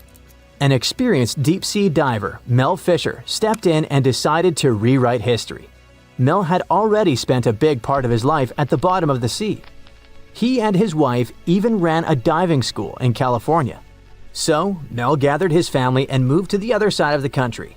He led a new team of hunters whose mission was clear: to find the lost treasure of the legendary Atocha. They had little more than a boat, some diving equipment, and metal detectors, but that was enough to get them started. They focused on a region called the Matacumbe Keys, mentioned in several 17th century documents. In the first year, they traveled more than 100,000 miles but found absolutely nothing. It seemed like an impossible dream. But Mel still had a card up his sleeve: Eugene Lyon, a historian who would change the course of the search. Eugene delved into the Spanish archives in search of clues about the shipwreck. It was there that he found an important document that mentioned a group of people trying to save it. On the last page, it was mentioned that an area 100 miles from where Mel was searching had been the scene of the main exploration. This little piece of information was the needle in the haystack they needed. They rerouted the ship and soon arrived at the new location. But there was a challenge. That part of the ocean was deeper and the visibility there was almost zero. It was difficult to see your own hands. However, Mel knew how to deal with the adversities of diving and came up with a simple and brilliant solution. He installed 2 large tubes on the boat called letterboxes. Those tubes could be lowered in front of the propellers. The idea was ingenious. They sucked clean water from the surface and directed it to the bottom of the sea, exactly where the divers were. This technique not only cleared the murky water, but also helped to reveal objects that had been hidden for centuries. And still, the search took 16 years. During that time, Fisher found many lost items. Then, in 1971, they discovered a huge anchor. This was the first clue that they were close to finding the Atocha. In the following days, more objects appeared. Cups, swords, and ancient nails turned up. To keep everything organized, the team created a circular map. On it, they marked the exact location of each item they found. They also used radio transmitters on land and a receiver on the boat, which allowed them to know precisely where they were. The system was so efficient that it could measure the position with a margin of error of just 1 foot. Over time, a line began to form on the map, pointing to where the Atocha's main treasure might be hidden. They followed this trail for 2 years. Just when they were starting to lose hope, they found silver bars. It was the year 1973. This opened the door to much bigger discoveries. The silver alone was worth over $100,000, but the real treasure was yet to come. On July 20th, 1985, valuables that would be worth around $1.1 billion today were finally discovered in the main hull of the ship. The treasure included 180,000 silver coins, 24 tons of silver bars, 125 gold bars, a collection of pearls, and 66 pounds of emeralds. Some of these finds were priceless, not only because they were rare, but because of their history. The Atocha Cross, the Royal Orb, and the Atocha Ring, 3 royal artifacts, were found in near-perfect condition. The Atocha Cross was the most valuable of all the artifacts. It had 9 brilliant green emeralds set in 22-karat gold. A true treasure from the past, shining once again after centuries underwater. Soon after the discovery, the state of Florida thought, wait a second, we want a piece of that treasure. They went to court, demanding a whopping 25% of the value. A bitter legal battle ensued, and it lasted 8 years. It even went all the way to the Supreme Court. But in the end, treasure hunter Mel emerged victorious. He was even invited to The Tonight Show, showing off a massive gold chain found in the wreckage, wrapped around his waist like a belt. People called it the money chain, and for good reason. The find was so big that the wreck was declared the world's most valuable by the Guinness Book of Records in 2014. After the initial excitement, Mel sold some of the gems, but the bulk of the treasure remained in the family for a while. What was left was auctioned off. No one knows exactly how much the jewels were sold for, but one thing is for sure. Their value has skyrocketed over the years, and it's not just about the sparkle, it's about the legend that lives behind them. Today, these treasures are part of the particular Museo collection, the largest private collection of the Atocha artifacts in the world. And no, they're not for sale. But the good news is that you can still see them. They're on display, shining brightly in homage to Colombia's rich history and the famous mine from which they came. The people behind them say that these emeralds are as iconic as the rubies of Mogok or the sapphires of Kashmir. And honestly, they're right. Deep inside the heart of the Amazon rainforest lies a cave so massive, it defies logic. Stretching for 2,000 feet, this tunnel is so big a human could easily walk around inside of it. Its walls are etched with deep, mysterious claw marks. But this is just one of many. If you travel to the south of Brazil, you'll stumble upon over 1,500 similar caves, ranging from modest tiny burrows to massive passageways. These are not your average spooky, bat-filled caverns. They're what researchers call paleo burrows, also known as ancient underground structures dug by creatures so colossal, they make modern elephants look small. Whatever creature dug those tunnels displaced 800 elephants worth of dirt. I know, it still looks like a normal cave, but experts noticed this one was special because the walls were too neat and rounded, and the floor was too smooth. Besides, no water or erosion leaves such signs of serious digging power. These Brazilian caves are the largest geological records of animal activity on the planet. It's like stumbling into a prehistoric house made by creatures the size of cars. To unlock this mystery, researchers analyzed the scratch marks on the walls and realized they had probably been made by giant ground sloths, a species called valgipes, which could weigh nearly 9,000 pounds and eat your average annual menu in about 3 days. Despite being huge, these animals were not earthbenders. They had to work in groups if they wanted to dig such long tunnels. This is why scientists believe many sloths shared the same tunnel and dug it together. Even some giant armadillos may have helped with the digging. After all, they were ridiculously skilled excavators and lived there too. Okay, but why would a giant sloth or armadillo need a 2,000-foot-long underground lair? Great question. And the truth is, scientists aren't totally sure. It doesn't make sense for them to dig tunnels this massive just to escape predators, especially since the tunnels were big enough for a saber-toothed tiger to crawl in, for example. So, unless they installed prehistoric security systems, this theory has holes. Haha, pun intended. The best bet is probably climate. Back then, everything was drier and colder, and some species of giant sloths were living their best lives back when Earth was transitioning between cold and warmer periods. Their big bodies usually protected these animals from temperature changes, but drastic fluctuations probably made them hide in order to survive. Besides, just like modern sloths, giant sloths probably had a hard time maintaining their body temperature, and going underground for a while is a great way to protect your babies and save some energy. After all, the bigger you are, the more energy you spend. Some scientists believe these tunnels might have had rotating tenants.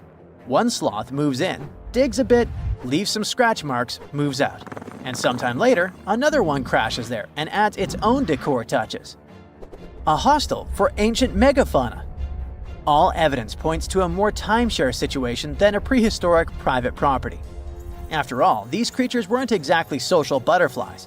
Most sloths and armadillos usually keep things strictly one-on-one, just mom and baby. Yeah, dad sloth stuck around only for the good part. But you probably noticed one tiny detail here. These guys are not around anymore. They went extinct 11,000 years ago, right around the time humans started to get popular on Earth, when another ice age was ending. In fact, 80% of all mammals that were heavier than 2 pounds disappeared then. The first culprit is, of course, the usual suspect: humans. Around 10,000 years ago, a wave of skilled hunters using distinctive tools like spear points spread across North America. The theory goes that American animals weren't used to this new predator, making them easy targets. Once the big plant eaters started vanishing, the big meat eaters followed. They didn't have enough food to survive, and it wasn't just excessive hunting that caused some damage. Early humans may have also harmed ecosystems in ways that made survival harder for large species. But wait, there's another suspect: climate change. Around the same time, Earth's climate got a major shakeup. The climate was going from super cold to only slightly cold. Just so you know, Earth's temperature was about 46 degrees Fahrenheit, making seasons change and plants perish. And if plants are no longer around, big animals that eat them, like our friends giant sloths, have less nutrition, making them even more vulnerable. Many scientists now think that both human impact and climate change played a role, just in different ways depending on the region. In some places, humans may have tipped the balance. In others, nature itself did the job. Either way, it was a perfect storm that ended the age of giants. Turns out, being huge isn't always a plus. Giant animals tend to live longer and reproduce slowly, which makes them sitting ducks when disaster strikes. Besides, it takes a long time for these guys to bounce back. After dinos disappeared, for example, it took 15 million years for new mega mammals to stomp onto the scene. The last major extinction happened around 12,000 years ago. Not really enough time for brand new massive beasts to evolve. Today's biggest ground animals, like elephants, rhinos, and bison, aren't newcomers. They're actually the tough survivors of that ancient chaos. And, well, at least we still live alongside the blue whale, the biggest mammal ever. But why did some prehistoric animals get so gigantic in the first place? Well, being big has some perks, in spite of all the extinction thing. It keeps you safe from predators and helps you win the fight for food. If plant eaters bulked up, predators had to level up too, just to keep up. And the environment plays a big role. You see, cold-blooded animals might grow bigger in hot places to stay cool, and warm-blooded giants thrive in cold places to stay warm. One paleontologist even suggested that some dino-sized vegetarians needed those massive bellies just to digest the tough, woody plants of their time, as if they had a salad bar inside their bodies. There's also the thing with oxygen. Back then, Earth's atmosphere had way more of it. That's a big deal, especially for creatures with less efficient breathing systems like insects. Higher oxygen levels meant their bodies could handle more growth and more activity, kind of like nature's turbo mode. We also have to discuss bones, specifically the lighter ones. Many huge dinosaurs had air sacs built into their skeletons, just like modern birds. This made their bones strong but not ridiculously heavy, meaning they could grow super tall or long without collapsing under their own weight. Those air sacs also helped with cooling down, which is super important when you're basically a walking oven of muscle. On the flip side, modern mammals are limited by gravity and biology. Bigger bodies need stronger hearts, lungs, and blood pressure just to keep functioning, and land doesn't offer much support. This also explains why whales got even bigger than dinosaurs. The ocean acts like a natural support system, which pretty much means that buoyancy helps hold up all that mass. So blue whales can hit a jaw-dropping 330,000 pounds without turning into pancakes. On land, that kind of size would be a serious health hazard. So ancient giants weren't just freaks of nature. They were the result of the right mix of air, food, physics, and environment working together in just the right way. The whole extinction event surely is a bummer for giant sloths that worked as gigantic engineers of nature, but it surely prevented us from sharing the planet with insects the size of crows, like some types of griffinflies or millipedes reaching almost 6 feet in length. Yikes! Now, if you'll excuse me, I'm going to appreciate modern sloths. Slow, small, and thankfully incapable of terraforming the landscape and giving me insect-related panic attacks. Hey, check this out. Does this pebble look like a face to you?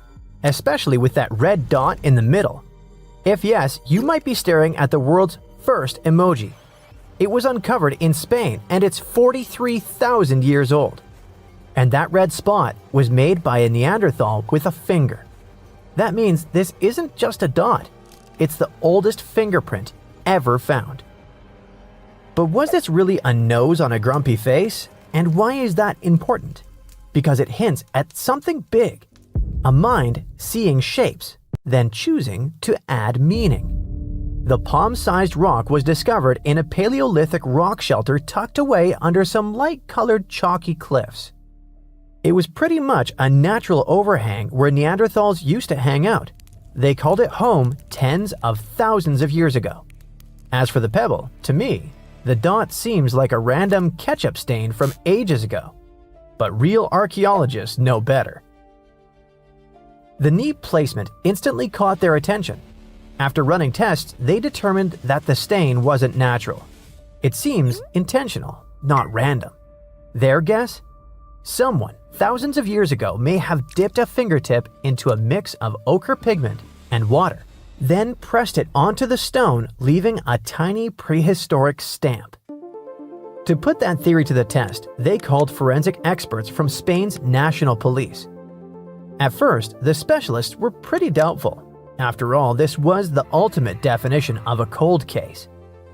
But with multispectral imaging, which lets scientists study surfaces under different wavelengths of light, something amazing popped up: clear fingerprint ridges. The print's rounded form showed it came from the tip of a finger. Comparing it with fingerprint databases, the evidence pointed to one likely candidate: an adult male, not a woman or a child. Finding any fingerprint this old is insanely rare. Pigments usually fade, rocks erode, and time wipes away delicate details like ridges. When it comes to fingerprints, the unique patterns actually form before you're even born. During pregnancy, they never change. You might wonder, could a clever criminal damage their skin to erase their fingerprints and fool the cops? Turns out that's basically impossible. fingerprints aren't just on the surface. They form deep in the skin, in a layer called the dermis. Even if you burn, cut, or scar the outer layer, the patterns underneath usually stay the same and even heal back. Scars might distort the print a little, but that won't help. Ironically, those scars often become a new kind of fingerprint, unique to the person. With today's forensic tools, even a partial print is enough, not to mention the DNA. Yes, fingerprints are just patterns, but they usually come with sweat, skin cells, or oils that may contain DNA. Here's another cool fact. Koalas also have unique fingerprints just like we do. Under a microscope, even experts sometimes struggle to tell them apart from human prints. Scientists think these ridges help koalas grip branches and pick leaves with precision. The bottom line, fingerprints are basically nature's unhackable signature. It's something humans, Neanderthals, and apparently even koalas have been leaving behind for tens of thousands of years. If it's been a while since your biology classes, here are some clarifications. Neanderthals weren't our direct ancestors, they're more like our long-lost cousins. Colloquially, we call them humans too. But for scientists, Neanderthals and modern humans were different species within the same genus. Kind of like how lions and tigers are both big cats, but they're not the same species. Homo sapiens and Homo neanderthalensis split from a common ancestor hundreds of thousands of years ago. Neanderthals dominated Ice Age Europe. When Homo sapiens arrived around 45,000 years ago, the two met, mixed, and today, most people outside Africa carry about 1 to 2% Neanderthal DNA. Eventually, the balance shifted. Within just a few thousand years, Neanderthals disappeared, while modern humans kept spreading. Scientists think it was a mix of different factors. Shifting climates made food scarce, new neighbors brought competition, and their small, scattered populations just made survival even tougher. Now, here's why this little fingerprint is such a big deal. For decades, scientists thought Neanderthals were just built for survival. Strong, but simple. Homo sapiens were supposed to be the creative ones. For a long time, scientists thought they were special because they could think in symbols. Tens of thousands of years ago, our ancestors carved patterns into stones, painted animals on cave walls, and wore beads and pigments as decoration. The earliest proof of symbolic art comes from Blombos Cave in South Africa, where humans etched deliberate designs on pieces of red ochre over 70,000 years ago. Those symbols had no survival purpose. Researchers believe they were expressions of ideas, identity, and meaning. That ability to imagine and represent things we couldn't see was thought to be uniquely human. But this one tiny red dot on a stone challenges that idea. See, the stone already looked like a face, and someone all the way back deliberately pressed a red nose right where it should be. That's symbolic thinking. That could mean that Neanderthals weren't just making tools and hunting mammoths. Perhaps they were able to imagine things. And this isn't just the only clue. This fingerprint is part of a growing pattern that shows Neanderthals were way more like us than we ever believed. For example, in Cova Negra, Spain, archaeologists uncovered the skeleton of a Neanderthal child who had a serious ear condition that made life incredibly hard. However, the little one lived to be around 6 years old. Now, remember, this was the Ice Age. Just managing on your own was challenging. Survival was tough. Food was scarce and danger was everywhere. Yet, someone made sure that the child was looked after, fed, and kept safe. Scientists believe that this shows a trait of compassion, something we once believed only our species was capable of. In Iraq, scientists found a Neanderthal skeleton sprinkled with flower pollen. Sounds random. Maybe not. Some believe it was part of a funeral ritual, like the world's first floral tribute. If that's true, Neanderthals weren't just surviving, they were remembering and honoring life. Neanderthals were apparently quite resourceful. Around 176,000 years ago, they were stacking stalagmites into neat circles in Bruniquel Cave in France. Was this some kind of ritual or just curiosity? Maybe this means that they had the idea of planning and changing their surroundings. Then around 130,000 years ago, they took eagle talons and turned them into jewelry in Croatia. Yep, early bling. This suggests they were into looking good and possibly showing off a bit socially. There were no sewing machines back then, but Neanderthals had stone scrapers and even bone needles. With those, they crafted animal skin outfits that were perfect for the freezing Ice Age climate. When you step back and consider all of these, that tiny red fingerprint isn't just a mark on stone. If it was meant to represent a nose, it's part of a much bigger story. Neanderthals cared for one another, crafted tools and clothing, created jewelry, painted on cave walls, and built mysterious structures deep in caves. Basically, they were thinking a lot more like us than we used to imagine. And here's the fun part. What if that little red dot wasn't meant to be a nose at all? Maybe it was a joke, a charm, or just a doodle. Heck, it could have been the first face meme scratched onto rock. Whatever it was, unless it really was an accident, it shows imagination. So the next time you send an emoji, remember that Neanderthals had the same idea. Personally, I like that it's a grumpy one, but at the very least, we now have the oldest fingerprint ever discovered. That alone is extraordinary. But add the fact that the print was placed right on a stone that already resembled a face, and suddenly, the questions multiply. Let's hope the researchers discover more about it so we can know for sure. What we do know is that 43,000 years ago, a Neanderthal pressed a finger onto stone and left us with one of the most personal signatures in prehistory. Archaeologists have been studying Petra in Jordan for 200 years, and in 2024, they found something they had never seen before. It's a tomb with at least 12 complete human skeletons and artifacts that are over 2,000 years old right in front of the treasury. Bronze, iron, and ceramic items were placed with the deceased, which shows how people honored their loved ones when they passed away. It's a rare chance for scientists to learn more about the Nabateans, an ancient group of Arabian nomads who built Petra. The objects found in the tomb under Petra's treasury are in amazing condition, but the skeletons became fragile because it's damp inside the tomb. They plan to study the remains and extract DNA to see if the people in the tomb were related. While some scientists are solving tomb mysteries, others have trained AI to find new ancient sites for them. They've created an algorithm that works with a special type of satellite imagery. This technique uses radio waves that can peek under things like sand, soil, and even ice to find hidden objects.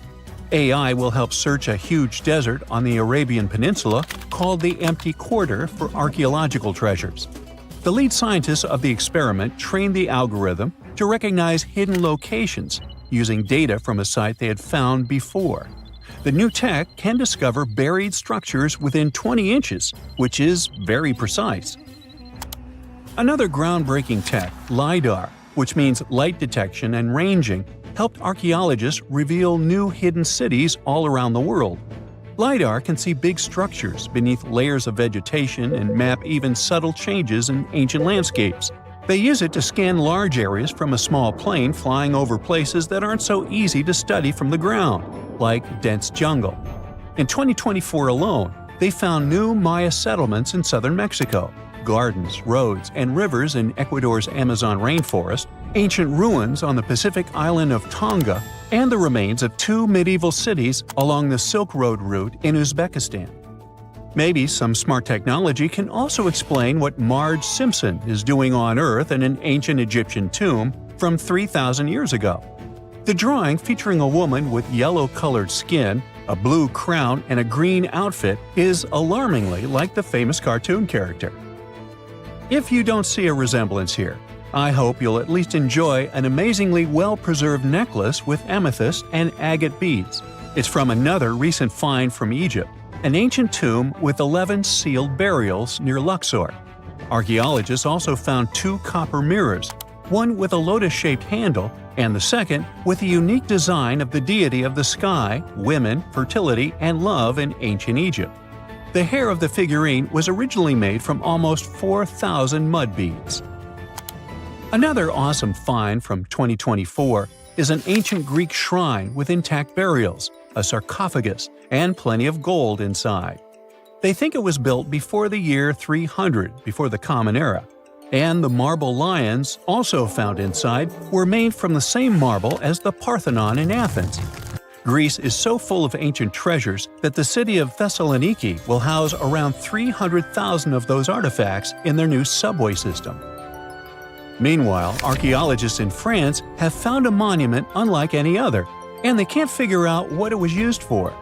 It's direct proof that people used to live here between the Neolithic and the early Iron Age periods. The coolest part is a monument made of 3 unique shapes that fit together like puzzle pieces. Some gravel found in the monument could mean there used to be a wooden fence called a palisade. People who built it probably used it for protection or decoration. The team studied the layers of soil around the monument to learn more about its origins. The only tools found so far were sharp flintstones, not the cartoon characters, which were used during the Neolithic period. The next step will be radiocarbon dating to figure out exactly how old the site is. Now, the oldest saddle ever found so far was found in the grave of a woman near the edge of the Taklamakan Desert in northwest China. This saddle is the oldest ever discovered. It was crafted from pieces of leather that were sewn together and stuffed with straw and animal hair to make it soft. Now, normally, things made from natural materials like this don't last very long because they rot or fall apart. But the Taklamakan Desert is so dry that it helped preserve the artifact. The herdswoman who used the saddle was buried in her full riding attire, so this proves that not only men used saddles and took part in herding and traveling. Now let's shift to Guatemala, where an ornate jade mask made by the ancient Maya people was waiting for centuries to be discovered. Scientists use radiocarbon dating to figure out the age of the mask. They believe the mask may represent a Maya storm deity, a powerful figure in their mythology. These kinds of masks were often made to honor Maya royalty, and they were placed in the tombs of kings and queens when they were buried. The king's tomb was also decorated with carvings made using tools crafted from volcanic obsidian. After 15 years of searching, scientists may have finally figured out where the altar stone of Stonehenge comes from. They compared the tiny minerals inside the altar stone with rocks from many places in Wales and England and ruled out lots of spots. Then they found the perfect match with a place in Scotland, more than 466 miles away from Stonehenge. This area might even be Orkney, a group of islands in the far northeast of Scotland where a lot was going on during the Neolithic period. The big question now is how ancient people moved such a massive stone so far. The altar stone is over 16 feet long and weighs more than 6 tons. The new theory is that they might have used boats to carry it across the coastline and rivers. Once it was close to Stonehenge, they theoretically dragged it across the land using wooden sleds, ropes, and a lot of teamwork. Meanwhile, in the north of France, an ancient home popped to the surface during the construction of a new house. It turned out to be a luxury urban house for the elite from the 2nd century of the Common Era. The inside of the house was destroyed by a fire, but under the destroyed layer, there are beautiful, real-size fresco paintings. Turkish archaeologists unearthed the arm and foot bones of elephants that lived around 9 million years ago. They also found fossils of early horses, giraffes, and even saber-toothed cats. They've already identified 43 distinct types of animals from this site and collected more than 4,000 fossils. One more cool find from Turkey is a 64,000-year-old workshop inside Incasia Cave. It looks like people used it for 24,000 years non-stop. There are some tools inside, like flakes and blades, which were made inside the workshop.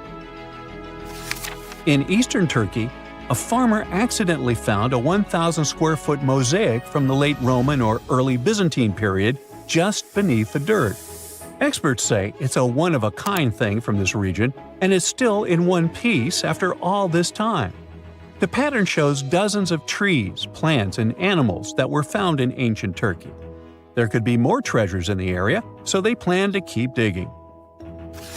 Our final stop will be in Sicily, where archaeologists uncovered a huge ancient thermal complex. Inside, they found 2 rooms with floors covered in colorful mosaic designs, along with a large courtyard surrounded by arched wings. As they kept digging, they discovered more parts of the ancient city. They found new roads and the remains of a huge complex, along with stretches of old stone walls that were part of the city's fortifications. These discoveries are helping scientists imagine what the city might have looked like during ancient times. No one knows for sure whether the bathhouse was built by the Greeks or the Romans, since both civilizations lived in Sicily long ago. Humanity has been looking to the stars, searching for secrets that outer space is hiding. But deep underground, within the soil of our own planet, there are literal troves of fantastic things just waiting to be discovered. How can you talk about excavations and not mention Egypt? In 2019, archaeologists uncovered a tomb of a high official in South Saqqara who lived about 4,400 years ago.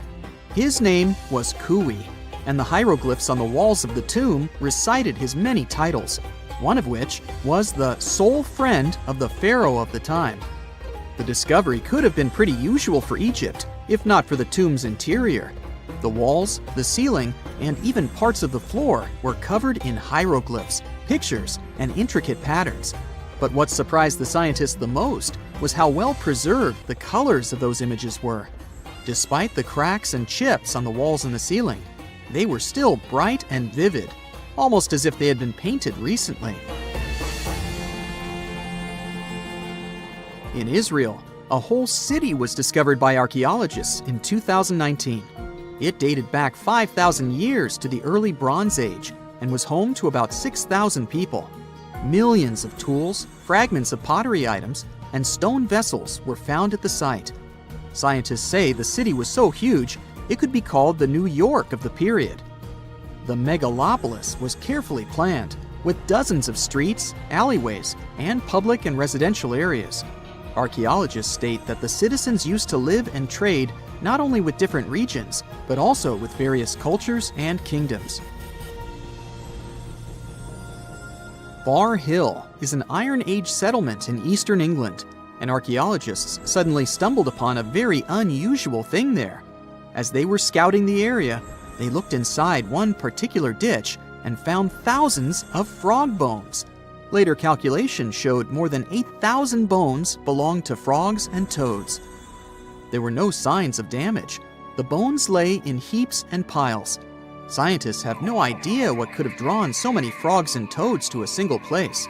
It's known that local people of the time ate frogs, so the settlement's inhabitants could have brought them there. Other versions state that the frogs could have come for the large amounts of insects feeding on the crops, or they may have been looking for a body of water and got trapped in the ditch. As for now, the frog mystery remains unsolved. Not so much mysterious as amusing. A nearly 1,800-year-old insult was found carved in stone, not far from Hadrian's Wall in England. An ancient Roman fort just south of the wall had a lot of writing tablets, but this particular one was especially curious because of its contents. The stone mentioned some Secundinus and said a pretty nasty thing about him. In fact, this is the first stone graffiti ever found that indicates Romans did have quarrels amongst themselves. A rancher in Wyoming, not far from the town of Newcastle, was going about his ranching business when he suddenly stumbled upon a weird bone sticking out from the soil. As he carefully dug it out, he realized the bone belonged to a huge creature. It was larger than a bear. But even so, there were no bears in the area. The rancher called scientists to figure out what it was all about. When they excavated the parts, they ended up with 3 skeletons of dinosaurs, Triceratops to be precise. Researchers were astounded by the discovery for 2 reasons. First, the skeletons were surprisingly complete. There were limb bones, skull parts, feet, and parts of tails. Second, Triceratops had been considered loners because all the previously found skeletons were found alone. In this case, there were 3 of them. One seemed to be a youth, while the two others were probably its parents. Judging by the tooth marks on the bones of the largest of the three, a T-Rex attacked the family, and they couldn't escape from the huge predator. The catacombs of Paris are yet to be fully charted, and strange things keep coming up down there. One of them was found in August of 2004. The local police were having a routine training exercise in the caverns not far from the Eiffel Tower when they unexpectedly came upon a large cave transformed into a fully equipped movie theater. The chamber had an arena where the viewers would sit, a full-sized screen, a projector, and many movies to watch. Interestingly, they were all regular ones, featuring 50s noir films and more recent pictures. There was also a second, smaller cavern adjacent to the first one, which was used as a restaurant. Someone installed an electricity system and at least 3 phone lines in the underground cinema. But the most sinister thing happened when the officers returned to the site 3 days later to further investigate the matter. They found that all the power cables and phone lines had been cut, and a mysterious handwritten note was lying in the middle of the floor, saying, "Do not try to find us." Nobody still knows who built that underground movie theater and why. In 1948, the first report came about a puzzling 93-mile-long wall built in Jordan. It's still unknown who made it, when, and why. Its purpose is not defensive. It was too low and narrow to have protected anything from anyone. It lies in ruins today, of course, but when it was still quite new, most of it was about 3 feet tall and 1.5 feet wide. The most popular theory explains that the strange wall might have served as a farmland boundary. Researchers found traces of ancient agricultural lands to the west of the wall. The boundary might have protected those from hungry goats emerging from the east with nomadic tribes. While we're still in Jordan, there's one more mystery here: stone circles that date back 2,000 years.